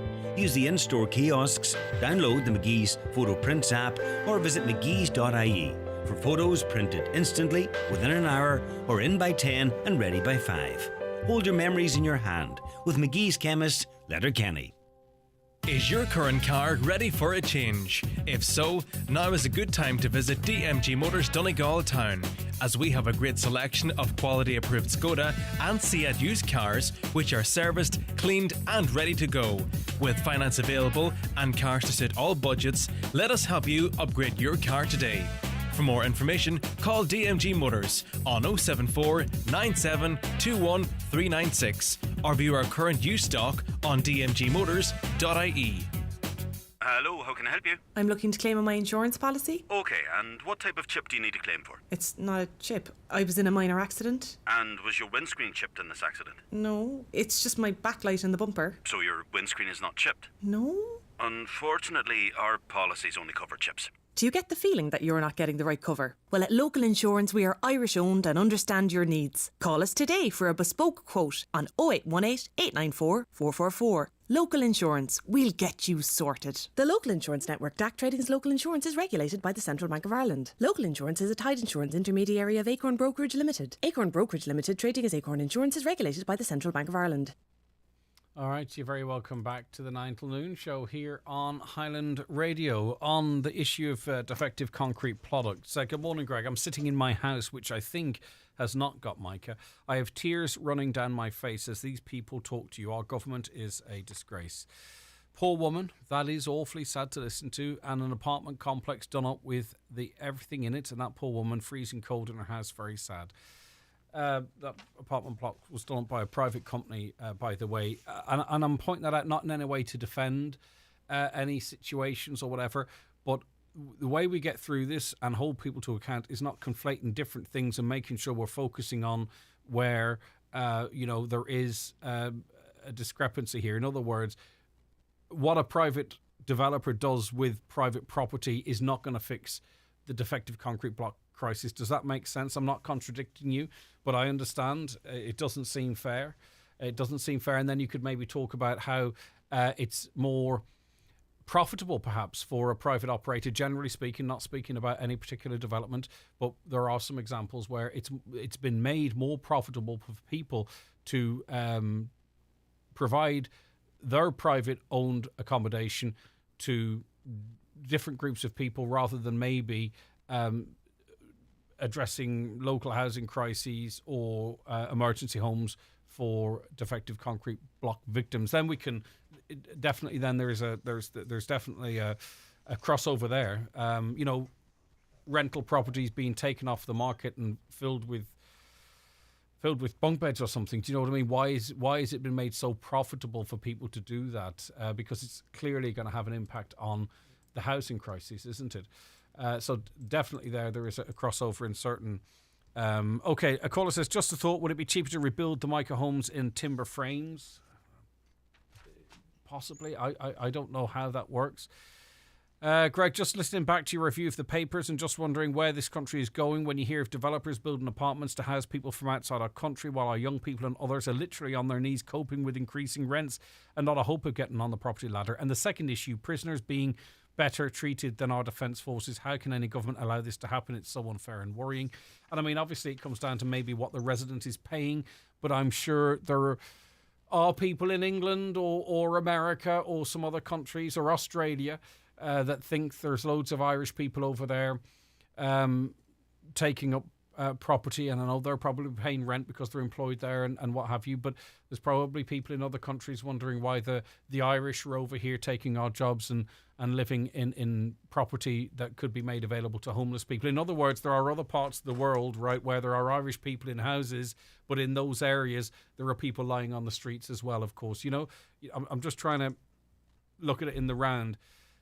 Not the exact same, but that is going to be a fact. We have sons and daughters working in Birmingham, Leeds or Sydney in apartments, private apartments, and there are homeless people out in the streets and housing waiting lists there as well. Do you get where I'm coming from? So we have to make sure we don't sort of be too narrow in our focus here. Why are health and safety inspectors not doing more to protect these families and the homes they're living in? It's time for families to bring in people who condemn these houses and deem them unlivable, forcing the council to act more immediately to get things done. I mean, the only thing that does is formalise the situation. We know a lot of these houses are not suitable for people to be living in. They're dangerous to their health, their physical health. So your suggestion there would only be a sheet of paper, and it would probably be what's needed, by the way, a sheet of paper to say that's the case, and then maybe there could be some action. I don't know, because something needs to be done. These people cannot have their physical and mental health deteriorate whilst nothing seemingly is being done. The 9 till noon show is brought to you by Letterkenny Credit Union, offering low-rate car loans with fast approval. Apply online at letterkennycu.ie or in office today. There's never been a better time to go full Lidl. Let's hear it from our customers. They have really yummy food, so they have all the good stuff, actually. They do. I'd say, all the prices are very good.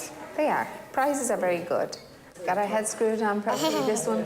That's it. Shop without compromise. Go full Lidl today. Since she got her free hearing aids with her PRSI at Specsavers, Roisin is a changed woman. Music has never sounded better, and that makes her dance.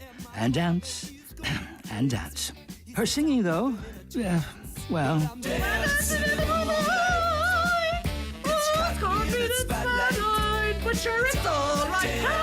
Free hearing aids with PRSI at Specsavers. Music to your ears. Find out more online. Terms and conditions apply. Sabrina Robb here from Donegal Hearing Clinic.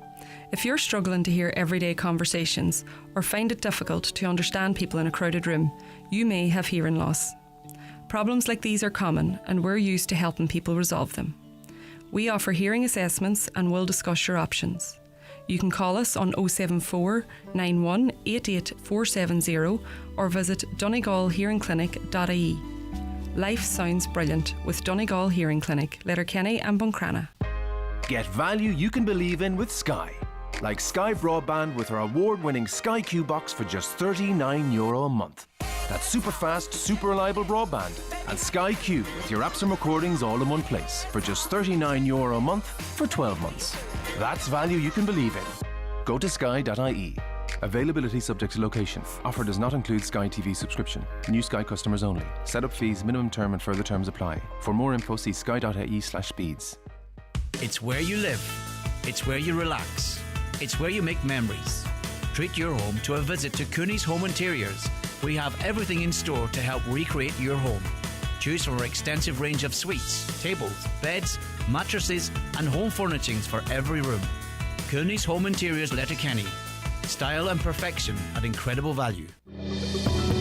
Highland Radio weather updates brought to you by Grant. From condensing boilers to heat pumps and underfloor heating, trust Grant to heat your home. Visit grant.eu.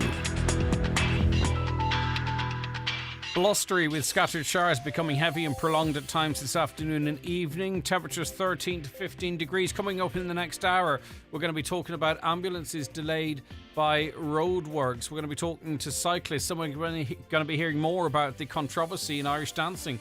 Don't go anywhere. Let's get a news update first, though, and say good morning, Emma Ryan. Thanks, Greg. Good morning. Predicted elections in Northern Ireland may be the reason why the UK and EU are returning to the Brexit negotiation table. Both sides are set to meet today for the first time since February, with the Northern Ireland Protocol expected to be on the agenda. The Minister for Foreign Affairs, Simon Coveney, is also set to discuss British-Irish relations in a meeting with the UK's Foreign Secretary, James Cleverly, this evening. A meeting of the Fianna Fáil Parliamentary Party last night heard calls for Sligo Leitrim TD Mark McSharry to return to the party. The move was proposed by Deputy Barry Cowan last night and seconded by Senator Diarmuid Wilson. Deputy McSharry resigned from party whip last year and became an independent TD in September. Progress on the master plan for Milford has been welcomed as a positive first step towards the future of the town. Last year, €100,000 was provided for a plan to tackle dereliction and revitalise the town centre. The first meeting to progress the town centre first plan is set to be held in the coming weeks. A man in his 30s has been arrested in connection with a fatal stabbing at a funeral in County Kerry yesterday. He was arrested in Cork in the early hours of this morning and is currently being held at Tralee Garda Station. Thomas Dooley, who was in his 40s, died following a stabbing at Rath Cemetery. The Taoiseach has committed to raise the ongoing delays in the delivery of a new building for School Easygon in Buncrana with the Education Minister. It's emerged that the planning permission for the development has now expired, which will result in further setbacks in terms of time and cost. The school is the largest in Donegal with 800 pupils. And finally, almost 110,000 hospital appointments have been cancelled this year.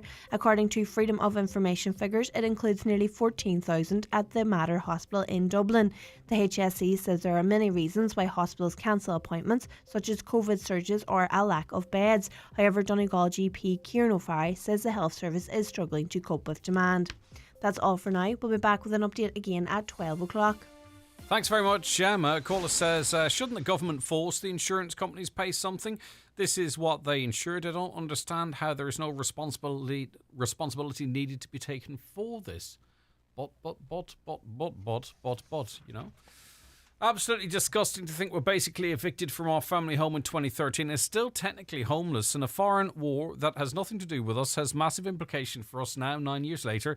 It's so sad to think that after all this time, we're blatantly being let down again by greedy developers and officials. Sad times we are in, they say. We had an email on defective concrete blocks here from a listener. The situation stands that my home was tested by an engineer in the last week of September 2020, results in the spring of 21.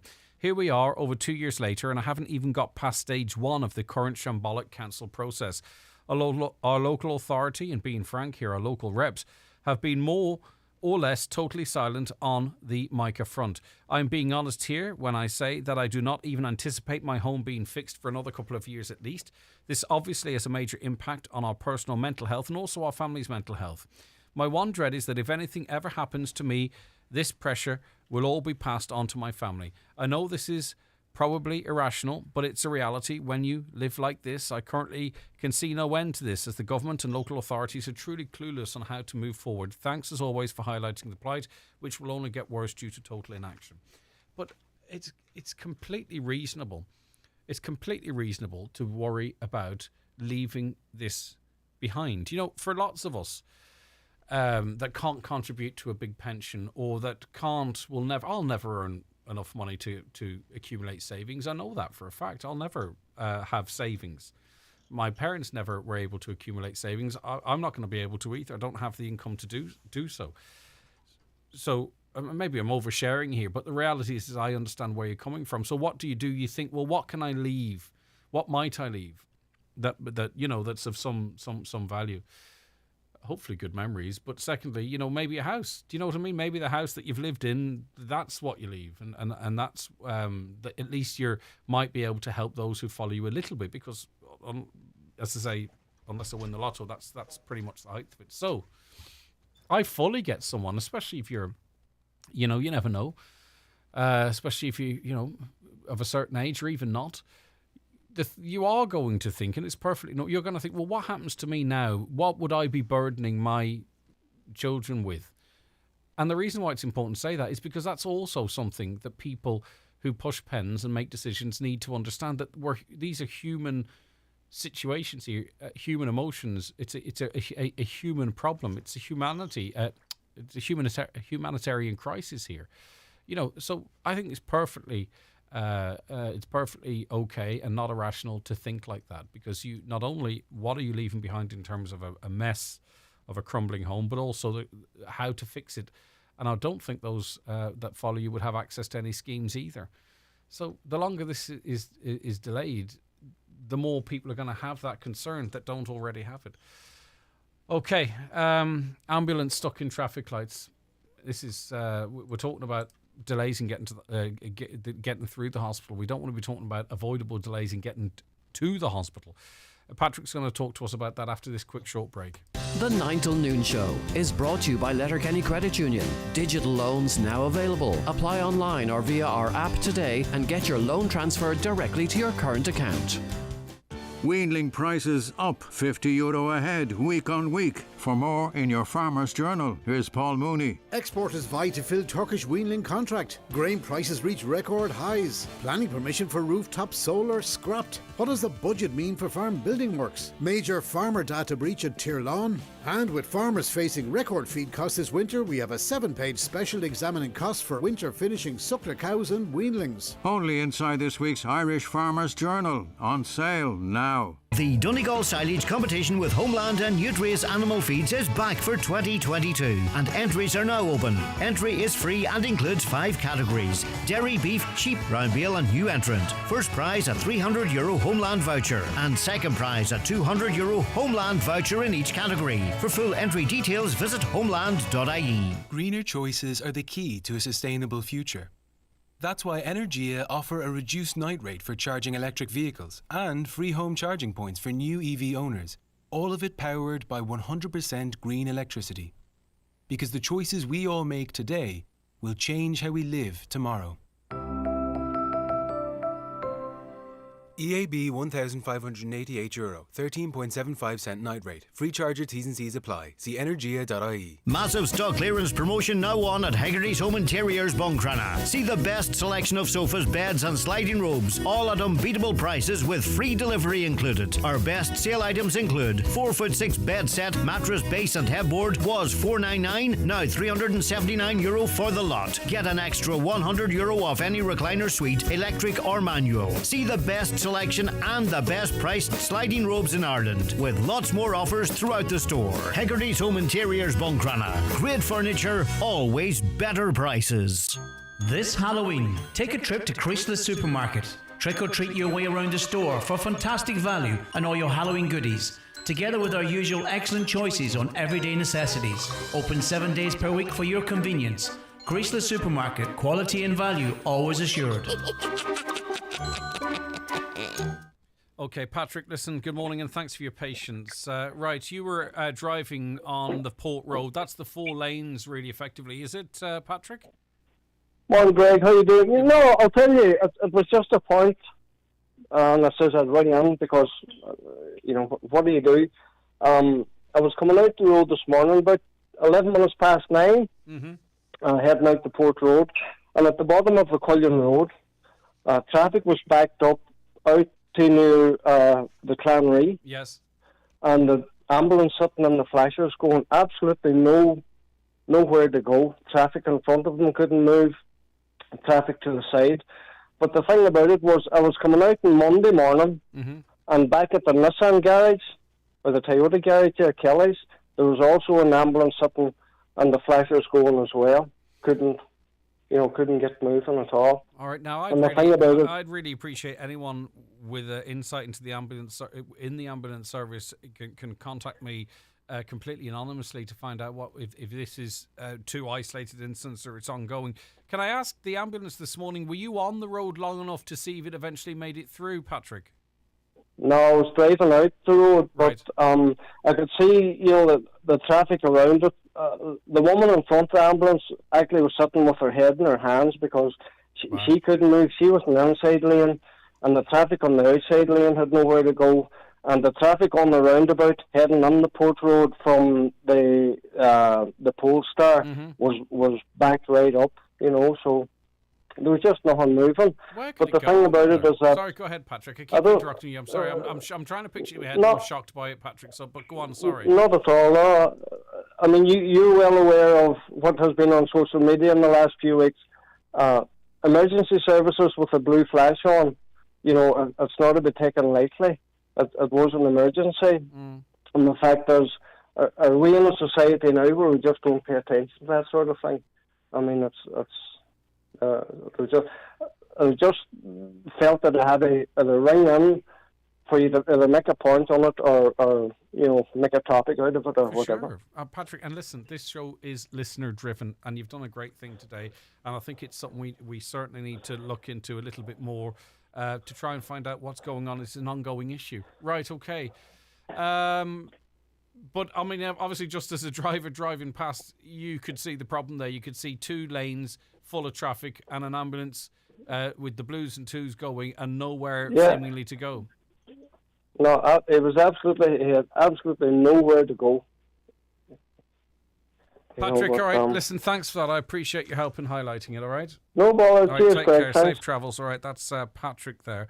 Have you anything to add to that? 086 60 25,000, 086 60 25,000, or call 074 91 25,000. Right, okay. Driving out the Port Road, that's Patrick's comment that we got off him, so he's seen that firsthand. Any insight, particularly maybe one of you in the ambulance service that can sort of paint a clearer picture for us? It's confidential. You can message me on my socials, or you can call Caroline, who's obviously, everything will be very controversial, confidential there. Right, I'm going to get back to this issue of... Martin says, Greg, every time I hear you mention and talk about Micah, my heart drops to my shoes. Totally heartbreaking situation to be living in. It really is. And I'm, there is part of us. I've been guilty of this in the past, that if something doesn't directly affect us, you know, you might go, oh God, they're talking about that again. But this could be any of us at any stage. You know, if you've built your house in the last, I don't want to put a time on it, 20 years or something like that, you just don't know when it could be you or someone in your family. And we have to unite as a community and fight for ourselves, because unfortunately, it seems the fight's not being won in Dublin, and it's not over. In relation to the defective block issue, it's apparent to me that the current government knows it won't be in power next term, so it's just kicking the can down the road to let the next government look after it. If I have two suggestions, everyone's home that's been officially confirmed with Micah, stop paying your mortgage. You will find things will start to move, but everyone needs to stick together. Plan B, hunger strike. Well, you see, stopping paying your mortgage is not really advisable. Some people have chosen to do it, but the reality is firstly, your credit rating becomes useless. So you may never be able to borrow again, dependent on how long it goes, not for a significant amount of time. You'll be evicted. You could be homeless. I'm not sure what the story then won't be in terms of accessing the scheme. I mean, I know it seems like a good thing to do, but your house will be taken off you. And then hunger strike. I mean, we have to exhaust absolutely every avenue before we start talking about things like that. But I really respect your points of view, by the way. I'm not poo-pooing them, but just adding a bit to it. It really looks like there is no will in the powers that be to sort this out. The huge problem, you'd think they're waiting on a change of government so they can crawl under a rock and hide, and they'll come out when it's been sorted to boast about what they've done. Hi, Greg. Just wondering, could you ask the council what's the hold up the engineers' repayments? We've had that from our contributor yesterday as well. Myself, brother and sister got our houses tested, paid the 6,000 or so each back in May. Still no sign of repayments. Also, our engineers recommending demolishing the houses. This interview's heartbreaking. You think you've got problems when you hear of scandals like this and so many others. It puts life into clear perspective. The sooner we have an election that clears out the overseers of this and other scandals, the government and their pawn civil servants, the better. Or is it the other way round, maybe? Very touched by the gravity of Sharon's situation. I cannot comprehend what Sharon and her family are going through on a daily basis. These people have been massively let down by our local and national government reps. Action needed now from all parties in this government. And also the strength of our two guests that spoke about their personal issues. Their strength should not belie the seriousness of their problems, because I'm sure they'd be very well capable of being in absolute tears with what's going on. All right, I have to take a short break. Stay where you are. My family needs refreshing. So we're off to Centre Parks. Come on, Rediscovering the great outdoors. Re-energising on the zip wire over the lake. Recharging in Aquasana Spa. Refueling at Hook's American Bar and Grill. Reconnecting with each other. Centre Parks. Family refreshed. Okay, when we reference the story of judges in Irish dancing being accused of fixing the results of competitions, I suggested this could end up being it's the material of a docu-series or something or other. But let's find out exactly as much as we know as what's going on. And Ellen Coyne, who's a news correspondent with the Irish Independent and author of their story on this topic. Let's get the information from Ellen. Good morning, Ellen. Good morning. Thank you for your time. Right, okay, so as much as you can, what is going on here and how did it emerge? Right, so anyone who's been involved in Irish dancing has probably had suspicions for a while that there may have been something going on where people's scores were being fixed. You'd hear stories of people making grievous mistakes, not dancing, not starting on time, dancing in the wrong direction and still managing to place or get a very high score. In July, somebody submitted this document to the CLRG, which is the largest and oldest Irish dancing organisation in the world and also the most prestigious. In that document, there were screenshots of text conversations between about a dozen judges. Sometimes judges are also dance teachers, by the way, just to explain. Sometimes they would be asking each other for favours, asking a judge to make sure that one of their dance students would be looked after at the next day. Sometimes these texts would be sent as competitions were ongoing, and then sometimes sometimes the exchanges would go another way around, and the person sending the messages would be the one kind of receiving requests to look after their students.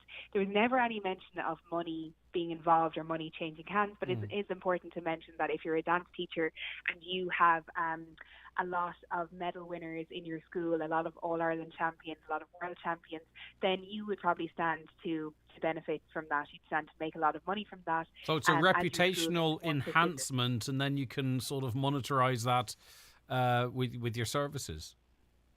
Exactly. Yeah. Okay. So this went to the CLRG in July.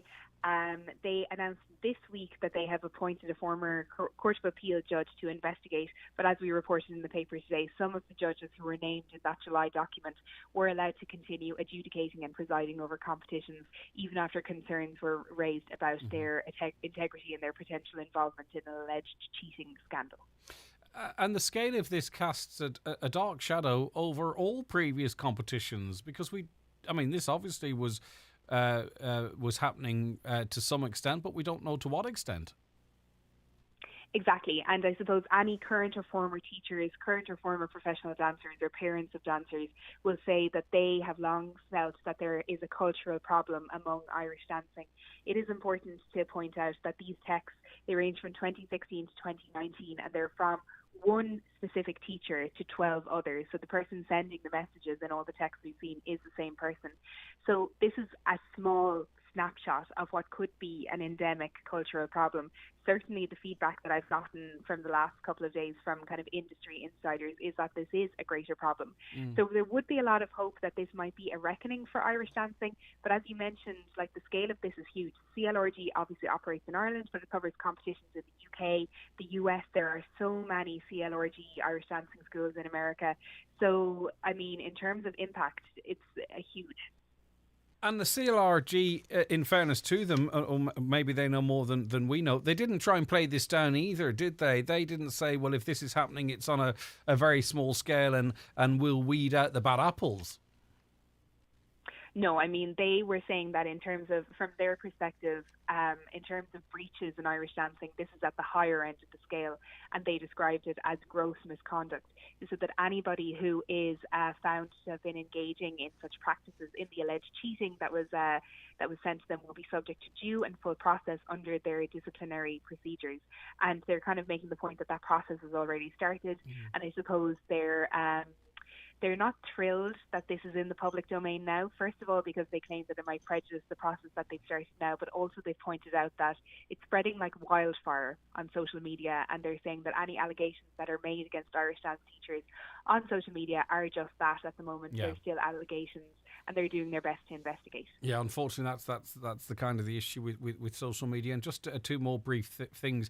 There's no suggestions that those taking part in these competitions or their parents were necessarily involved in this either. So, former achievements and all of that could all be brought into question. And, this could have it's not going to be a life or death situation, we'd hope. But, this is going to really rewrite a lot of people's sort of, what they've achieved and all that type of stuff potentially.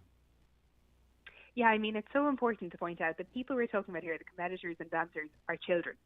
And it's deeply and grossly unfair for the achievements of children who are world champions, All-Ireland champions, to be now cast into doubt because of the behaviour of what seems to be some fairly the questionable activity of some maybe obsessive adults who are looking for glory for themselves.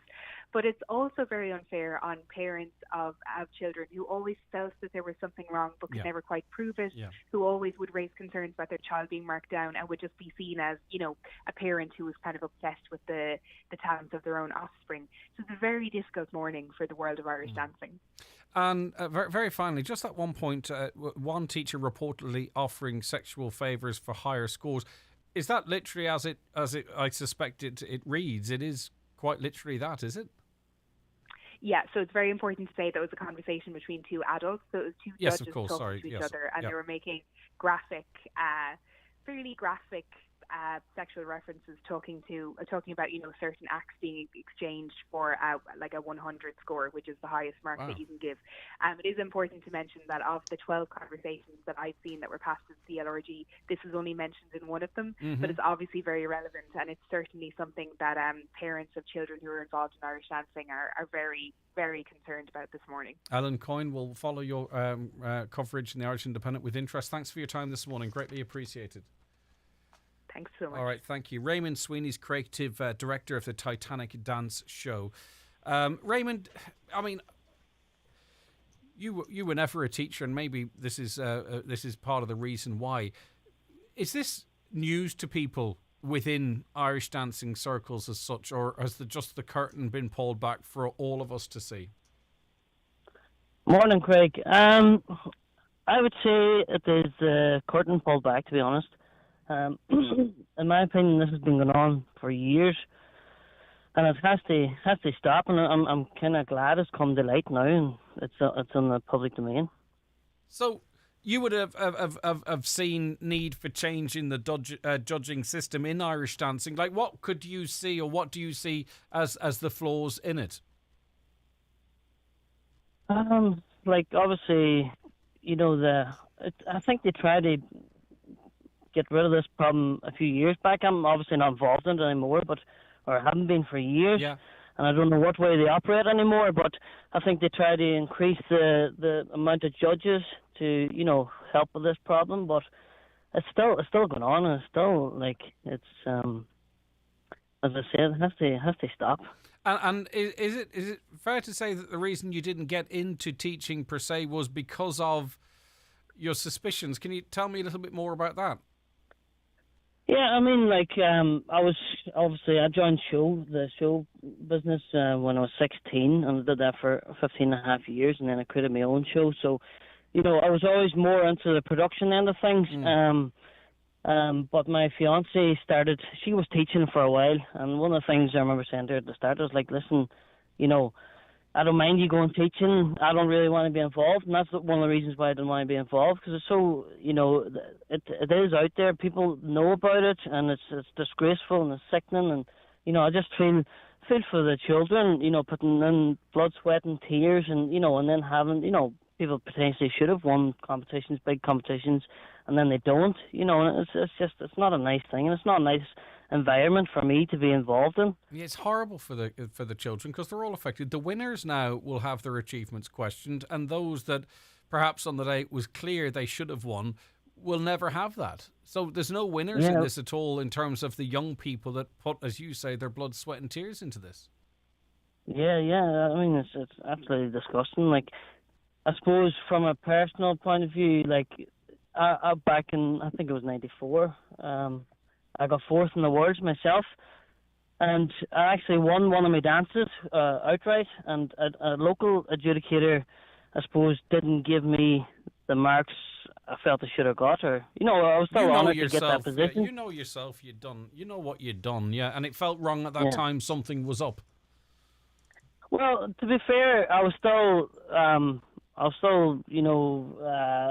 amazed at what I got, but at the same time, there's something that didn't seem right when all the other adjudicators gave me, like, great marks, and the local adjudicator maybe thought that maybe I wasn't going to be in the mix as such. With, it was strange that there adjudicators I didn't know from America and stuff that gave me what I deserved, I suppose, and then she didn't, I suppose, thinking I wouldn't be up there, not for the performance or what I deserved. Right, Raymond, finally, there's going to be some pain in getting this resolved for the reasons we've been outlining, but it's obviously been rumbling along. People within this element of the business knew it was going on, or at least suspected it was going on. Now it's out in the open. Yeah, I'm glad it is, and I've always wondered why people aren't speaking up about it. And I suppose they're too afraid, and I think the evidence a lot of is my helpful friends. now. The evidence, because once you have screenshots of conversations, it's easier to sort of, once you've got evidence is so important, because you could get sued up to your ears if you didn't have that. Maybe that's the reason why. Yeah, well, I've heard, again, it's only hearsay, like from friends and I've been in the industry, that this has been brought to the attention of the CLRG before, but for some reason it was brushed under the carpet or wasn't. Now that it's in the public domain, it's a different story, and I'm kind of glad it is. Thanks for your time, Raymond, this morning. I really appreciate it. No problem, Craig. Right. Thank you. Take care, Raymond. That's Raymond All right, Sweeney bye-bye. there. Okay. Just before a break, a caller says it's not the only industry. All these competitions are the same. It's about who knows the judges. I pulled my son and daughter from it once I witnessed a competition one day. The person who won may have been a great dancer, but not on that day, and the young children who deserved to win were left in tears.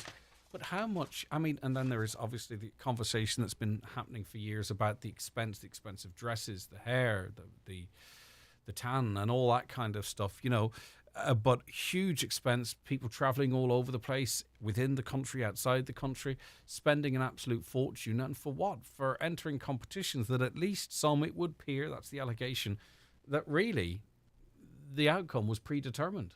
So what was it all for? And lots of people out there had to deal with the fallout for younger people that missed out, didn't they?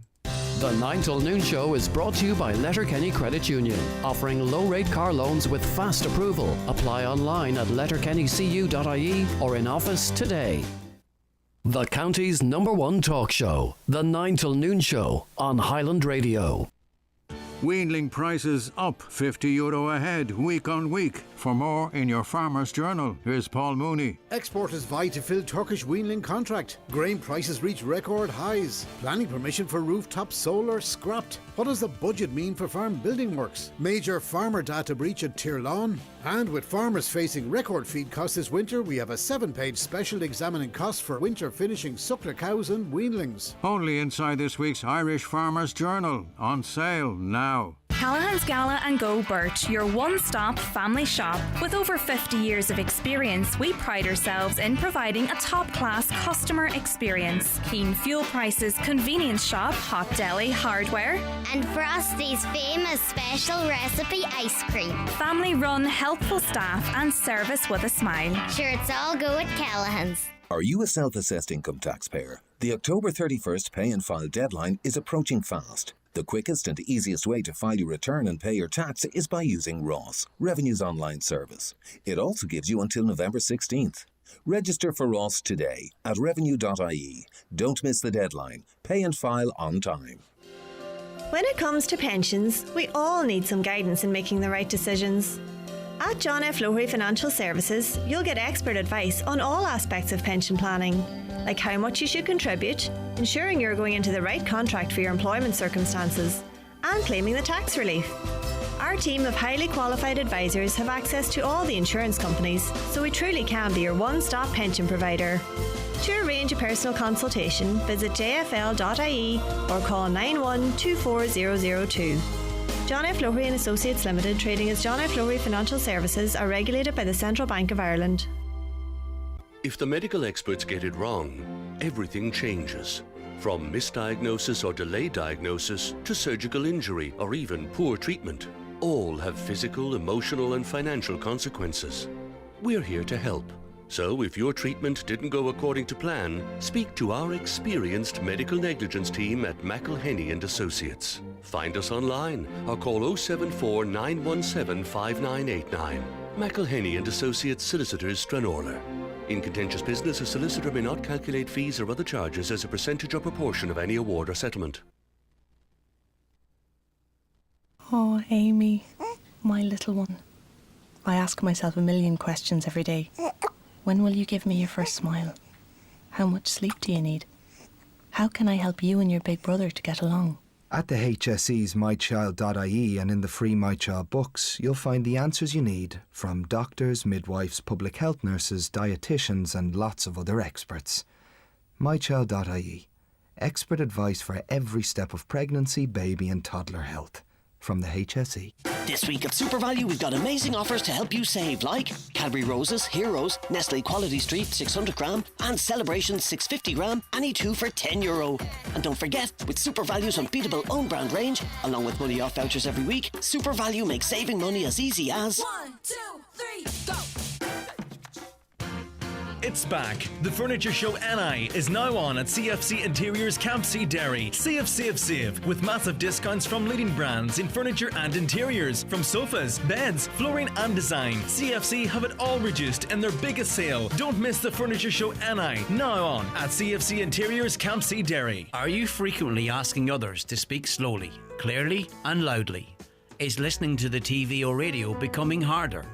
If your hearing is affecting your everyday life, Connect Hearing are here to help. Our clinics in Letterkenny and Dunloe are open Monday to Friday, where you can avail of our hearing test, wax removal and repair services. Take that first step to better hearing. Call us today on 07491 13296. Connect Hearing, connecting you to life. It might be too early to talk about Christmas, but now is the right time to order furniture at McGinley's Furniture Letterkenny if you want it before the decorations go up. Maybe it's a new Irish-made suite, a beautiful dining set, or a luxurious new bed. Whatever you have in mind, there's a great selection in stock for immediate delivery, or to order for a guaranteed pre-Christmas delivery. Visit McGinley's Furniture on the Joe Boner Link Road, Letterkenny. McGinley's, with great furniture for every room. Due to continued expansion, McHugh's Tyres, Railway Street, Strabane are seeking to recruit experienced tyre fitters and vehicle technicians. Excellent package rates are available. For further details, contact McHugh's Tyres on 048 7138 2238. Stick to the road with McHugh's Tyres. Does any baby actually sleep like a baby? You'll find expert advice on sleeping at mychild.ie from the HSE. I'll tell you, Hudson slept like a baby last night. I feel like I could run a marathon, thank God. Okay, a caller says, let's get on to back to these issues about the emergency services in the hospital more generally, access to the emergency, getting to the hospital because of delays with roadworks and stuff. Hi, Greg. This is an important one too, and you know, we do always say, but it's worth saying again. Hi, Greg. Just listening to your show. My father was admitted through the ED on Friday night. He remains in Letterkenny Hospital. Still, I'd like to commend the staff there. They will run ragged and still showing compassion and empathy. The problem sits with the people who make the decisions on budgets and staffing. Indeed, and that is why we spoke to the manager, and I hope it's clear that we understand that the staff down there are doing as best as they can given the circumstances. I hope your dad gets better soon and gets home out of hospital very shortly. As it relates to delays in ambulances being held up in traffic works, this is happening all the time. I live on the Bonnigy Road at the bottom of Lurgy Bracken. Ambulances use this road a lot. Blue lights flashing. Thanks, Greg. Thank you for that information. A caller who works in the hospital says that unless the blue light is flashing or the siren is going, they are not going for anyone, and they do not have anyone in the vehicle. Yes, indeed. But the comment was very specifically about the lights going. But I understand what you're saying. It's sirens and blue lights, but that was the case that Michael related. Okay. Right. We were speaking earlier on then about bikes and their use of the road. Kevin joins us here, the roads. Kevin, yours isn't specifically about bikes, push bikes on the road and not on the cycle path, is it? Or maybe it is, Kevin. What's your story? My story is about the main street in Letterkenny. Yes. From one end of it to the other,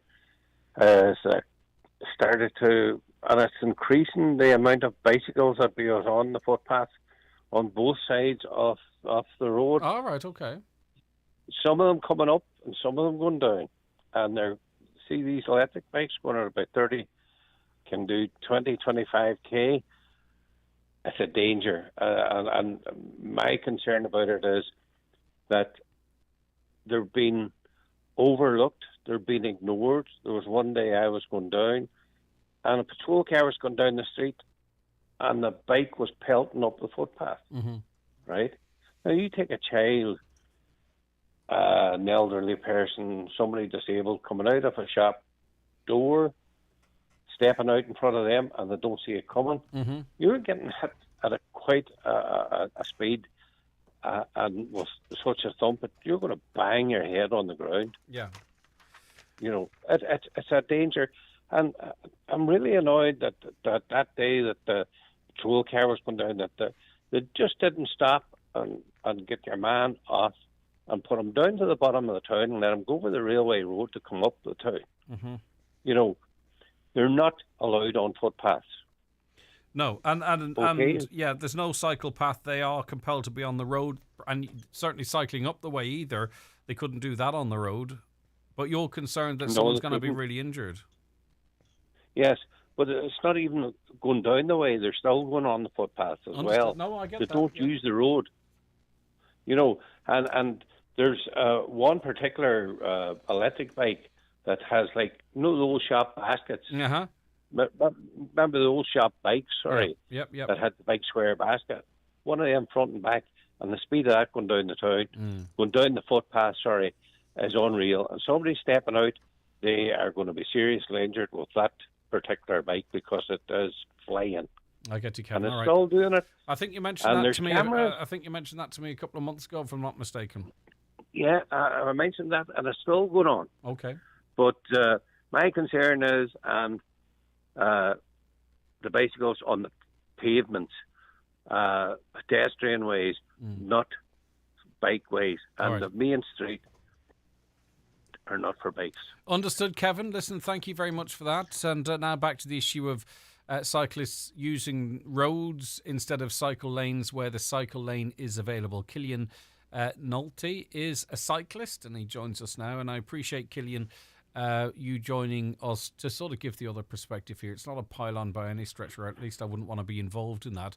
So, I mean, do you think you speak, obviously you speak for yourself, Killian, but do you think you sort of are representative of your average, cycling enthusiast out there in Donegal? Morning, Greg. I think that's fair enough. I am probably representative of a reasonable number of people who are going out here to do it for, I suppose, health and well-being and their general fitness. Primarily, I'm a motorist, just like every other motorist on the road. I try to spend far more time in my car commuting, whether that be to or from work or for business reasons, than I ever do on a bike.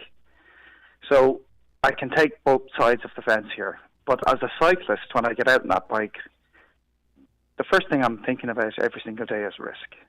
What is the least riskiest way for me to use that road or to use that cycling lane?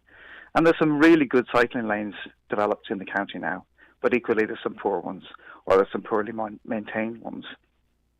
So when I'm out on the bike, I'll use the cycle lanes, which are particularly good, because it's the least riskiest way for me to be on the road sharing with other people. But Killian, But I'll avoid the ones. I'll avoid the ones where there's clearly a risk to me. Yeah, but even the good because- cycle lanes, though, Killian. Say say you're on a racer, right, and you want to put the foot down.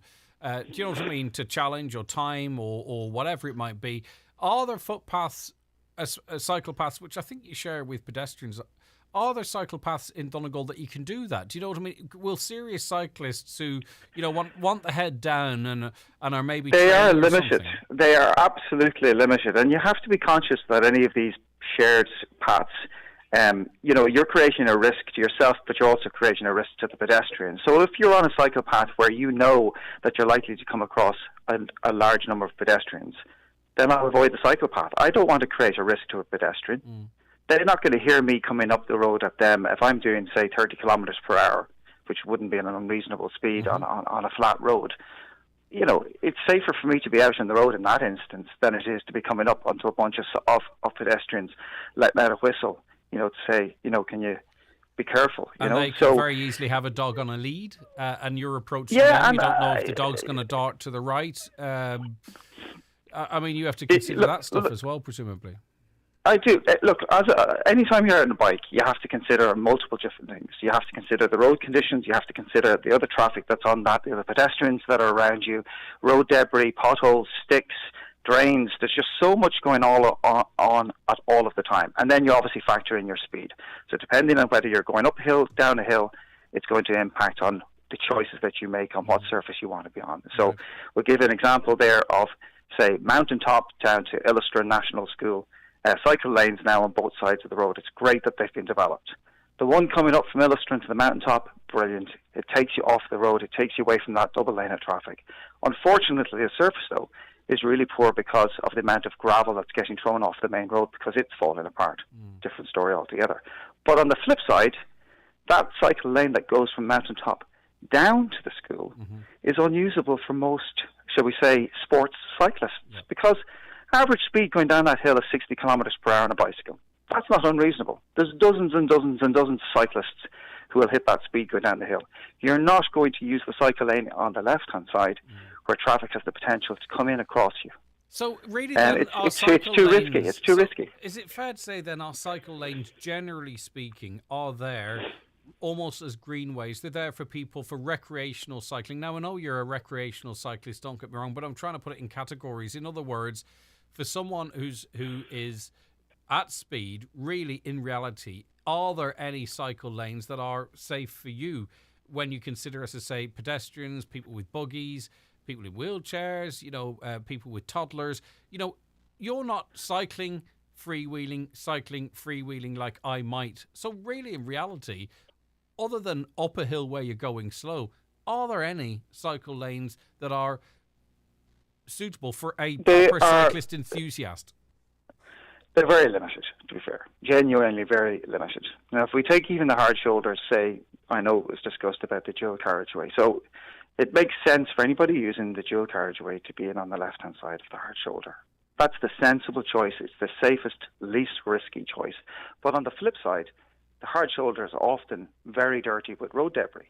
And as a motorist, I'm not going to drive my car down a road where I've got the chance of doing any sort of damage or where I'm going to create risk for myself or other drivers. When I have my cycling hat on, I have to think the same way. I'm going to choose the piece of road where it's least risky for me. And in the winter, you're going to contend with grit and everything else as well, presumably, particularly in the winter. It's a real challenge. And I think, we have to recognise that the vast majority of the cyclists in the county who are out on the roads are sports club cyclists who are all drivers. They're not commuters. We all drive. So we're all well aware of it. And, of course, we experience the frustration of occasionally being stuck behind a slower moving vehicle or cyclist as drivers ourselves. So, look, it's about giving everybody has to give each other a bit of space here. Yep. And I just want to ask about urban cycleways, because I'm not I can cycle, and I do now and again, but I've not cycled around, say, for instance, Letterkenny, and I wouldn't. In reality, are the cycle lanes around the likes of Letterkenny, it's the biggest town in the county, are they usable? I see cars in them all the time. Sadly not. Honestly, Greg, no, honestly. Right, they're box ticking, really. They are, unfortunately. They are probably, if I was out with a child and I wanted to get them experienced, and I would bring them out on those cycle lanes, which are raised off the road, they are suitable for that, low speed, kind of, but as a kind of a sports cyclist, shall we say, they're not suitable.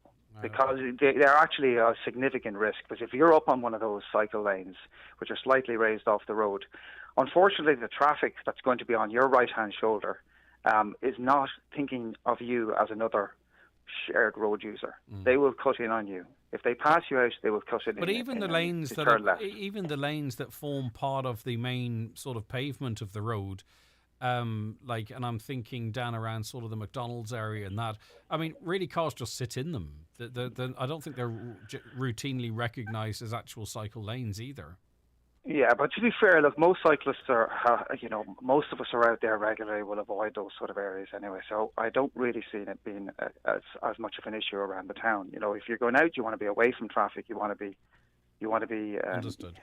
You want to be in the least risk environment, which is on the quieter roads or on the main roads, but kind of trying to stay out of the way of traffic. Unfortunately, sometimes on the country roads, yes, we're going to be in a narrow road where someone will get held up behind us for a couple of moments until they've got a clearer view of the road to be able to pass out. And I just say to people, it's only going to take a minute or two.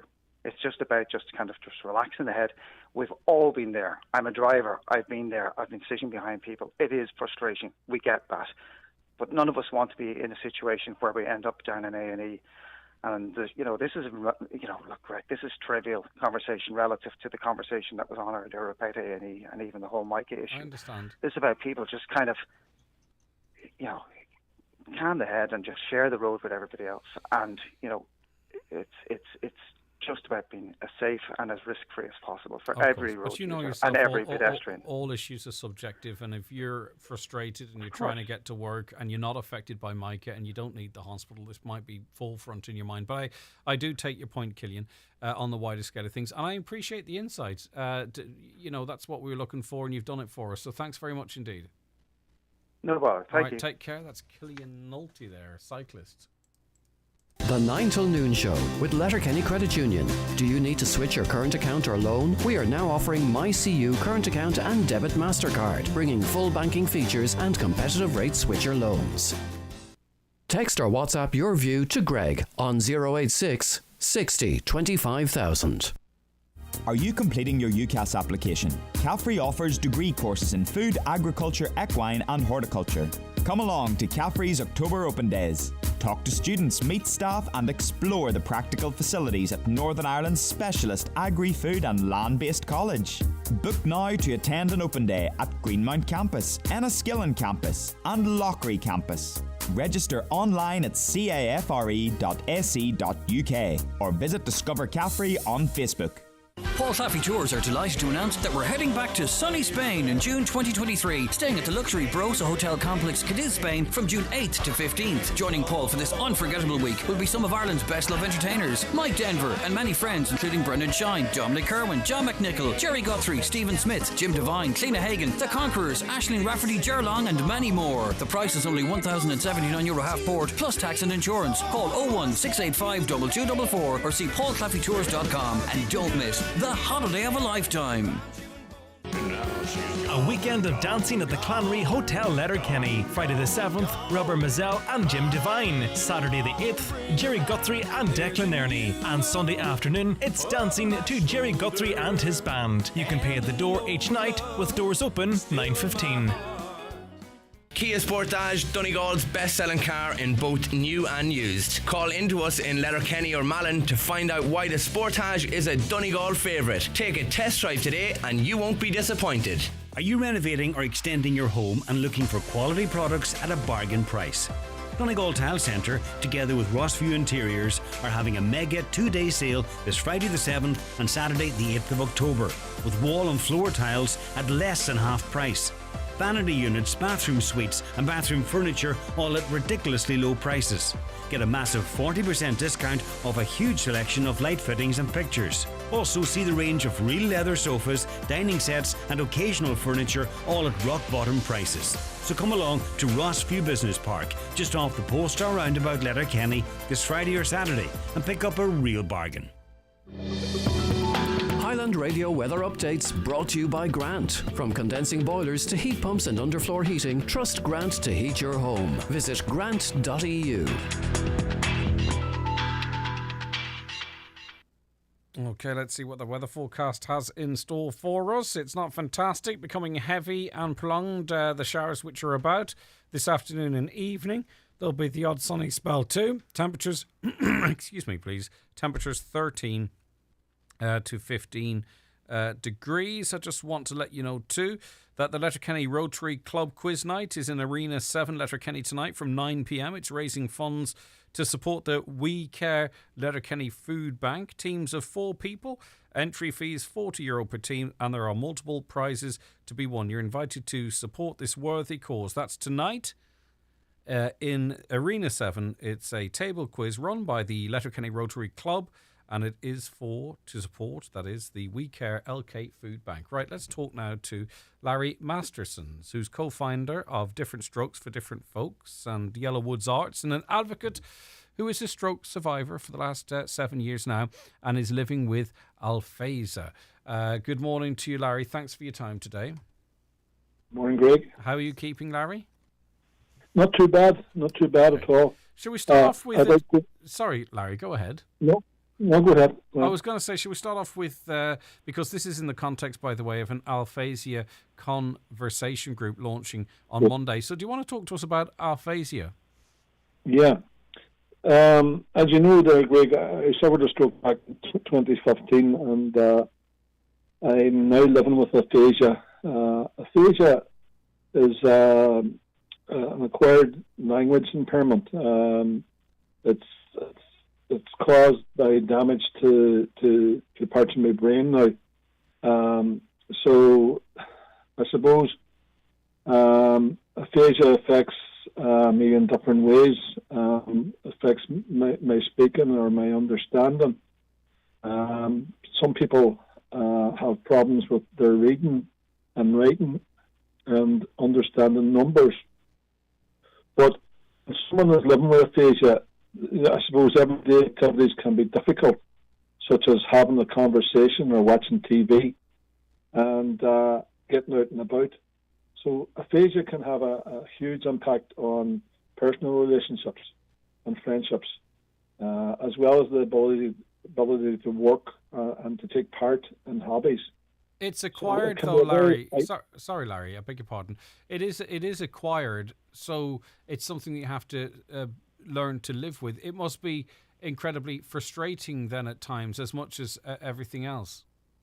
It is in a way, Greg, because it's an invisible disability, and so if you see somebody in the shop who looks, I suppose, normal in one way, it's a difficulty for them to understand this thing of aphasia. And I've come over a lot of things or a lot of challenges in my life since stroke with aphasia, but I'm very interested in this aphasia conversation group. The speech and language therapists and our health services are coming together with me to collaborate this conversation group, particularly with the Donegal County Council, the Donegal PPP or PPM. They're sponsoring this conversation group on the week of social inclusion.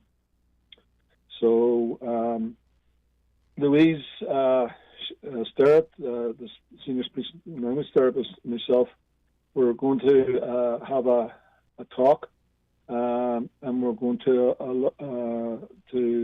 give information out to those people with aphasia, and we're going to have a conversation, and we're hoping that conversation will kick off from Monday. And this is more common than people might realise. Around about 3,500 people each year diagnosed with aphasia following a stroke. So there's going to be a lot of people, Larry, around the county listening to us that will understand exactly what you're saying. Are we good at diagnosing it, Larry? Would stroke survivors be well aware of this, and would they sort of know what's going on generally? Yeah, the unfortunate thing about it, Greg, is people get the diagnosis when they're in rehab, and they forget about it, and it doesn't until you start to wonder about yourself and you begin to try to commute or to talk to people, and that's when this aphasia comes in on top of you, because you have forgotten that the speech and language therapist had told you or informed you. So speech and language therapists are collaborating on this, but they're also there to give a word about aphasia, the difficulties that people have, and they'll be there to, I suppose, to give one-to-one talks as well, and to offer therapy to people with stroke and aphasia. But it's also a good way of connecting people with aphasia, and maybe they can continue those connections outside of the conversation group. That's absolutely right, Greg. I mean, I got involved myself with the Aphasia Home Cafe during the COVID times, and the cafe was done virtually on video then, but this session next Monday is face to face and will be. But the visual one that the cafe done, it's a very powerful way for us stroke survivors with aphasia to engage with people. You see, there are people out there in the county don't really and do not come outside their houses, even onto the communities, because they have this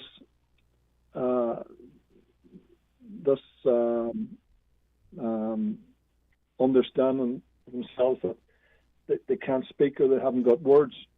So the Aphasia Cafe itself will help and support those people. Okay. And hopefully, the friendship and hopefully the idea of making new friends and helping people to actually come back out. Yes, Larry, and it's people understanding as well, and people realising they're not on their own. So the launch takes place Monday night, 10th of October at 11 a.m. in the Silver Tassie Hotel, Ramelton Road.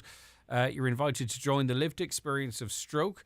And you can go to the Stroke Thriver Facebook group and follow the Twitter handle at Thrive Player. And we have contact details for people who want any more information or to confirm attendance. Larry, for now, we have to leave it there. Thanks for your time. I appreciate it greatly. Well, thank you very much. Bye-bye, Larry. Okay, take care. We're back tomorrow morning, Friday morning, with the Friday panel, talking all the big news stories of the day and week. We also have Michael and Fanula, the band, back together for That's Entertainment after 11 o'clock, and plenty more besides. Stay where you are. John Bretton's coming up around the Northwest after the news at 12. Enjoy your Thursday. The 9 till noon show is brought to you by Letterkenny Credit Union. Digital loans now available. Apply online or via our app today and get your loan transferred directly to your card.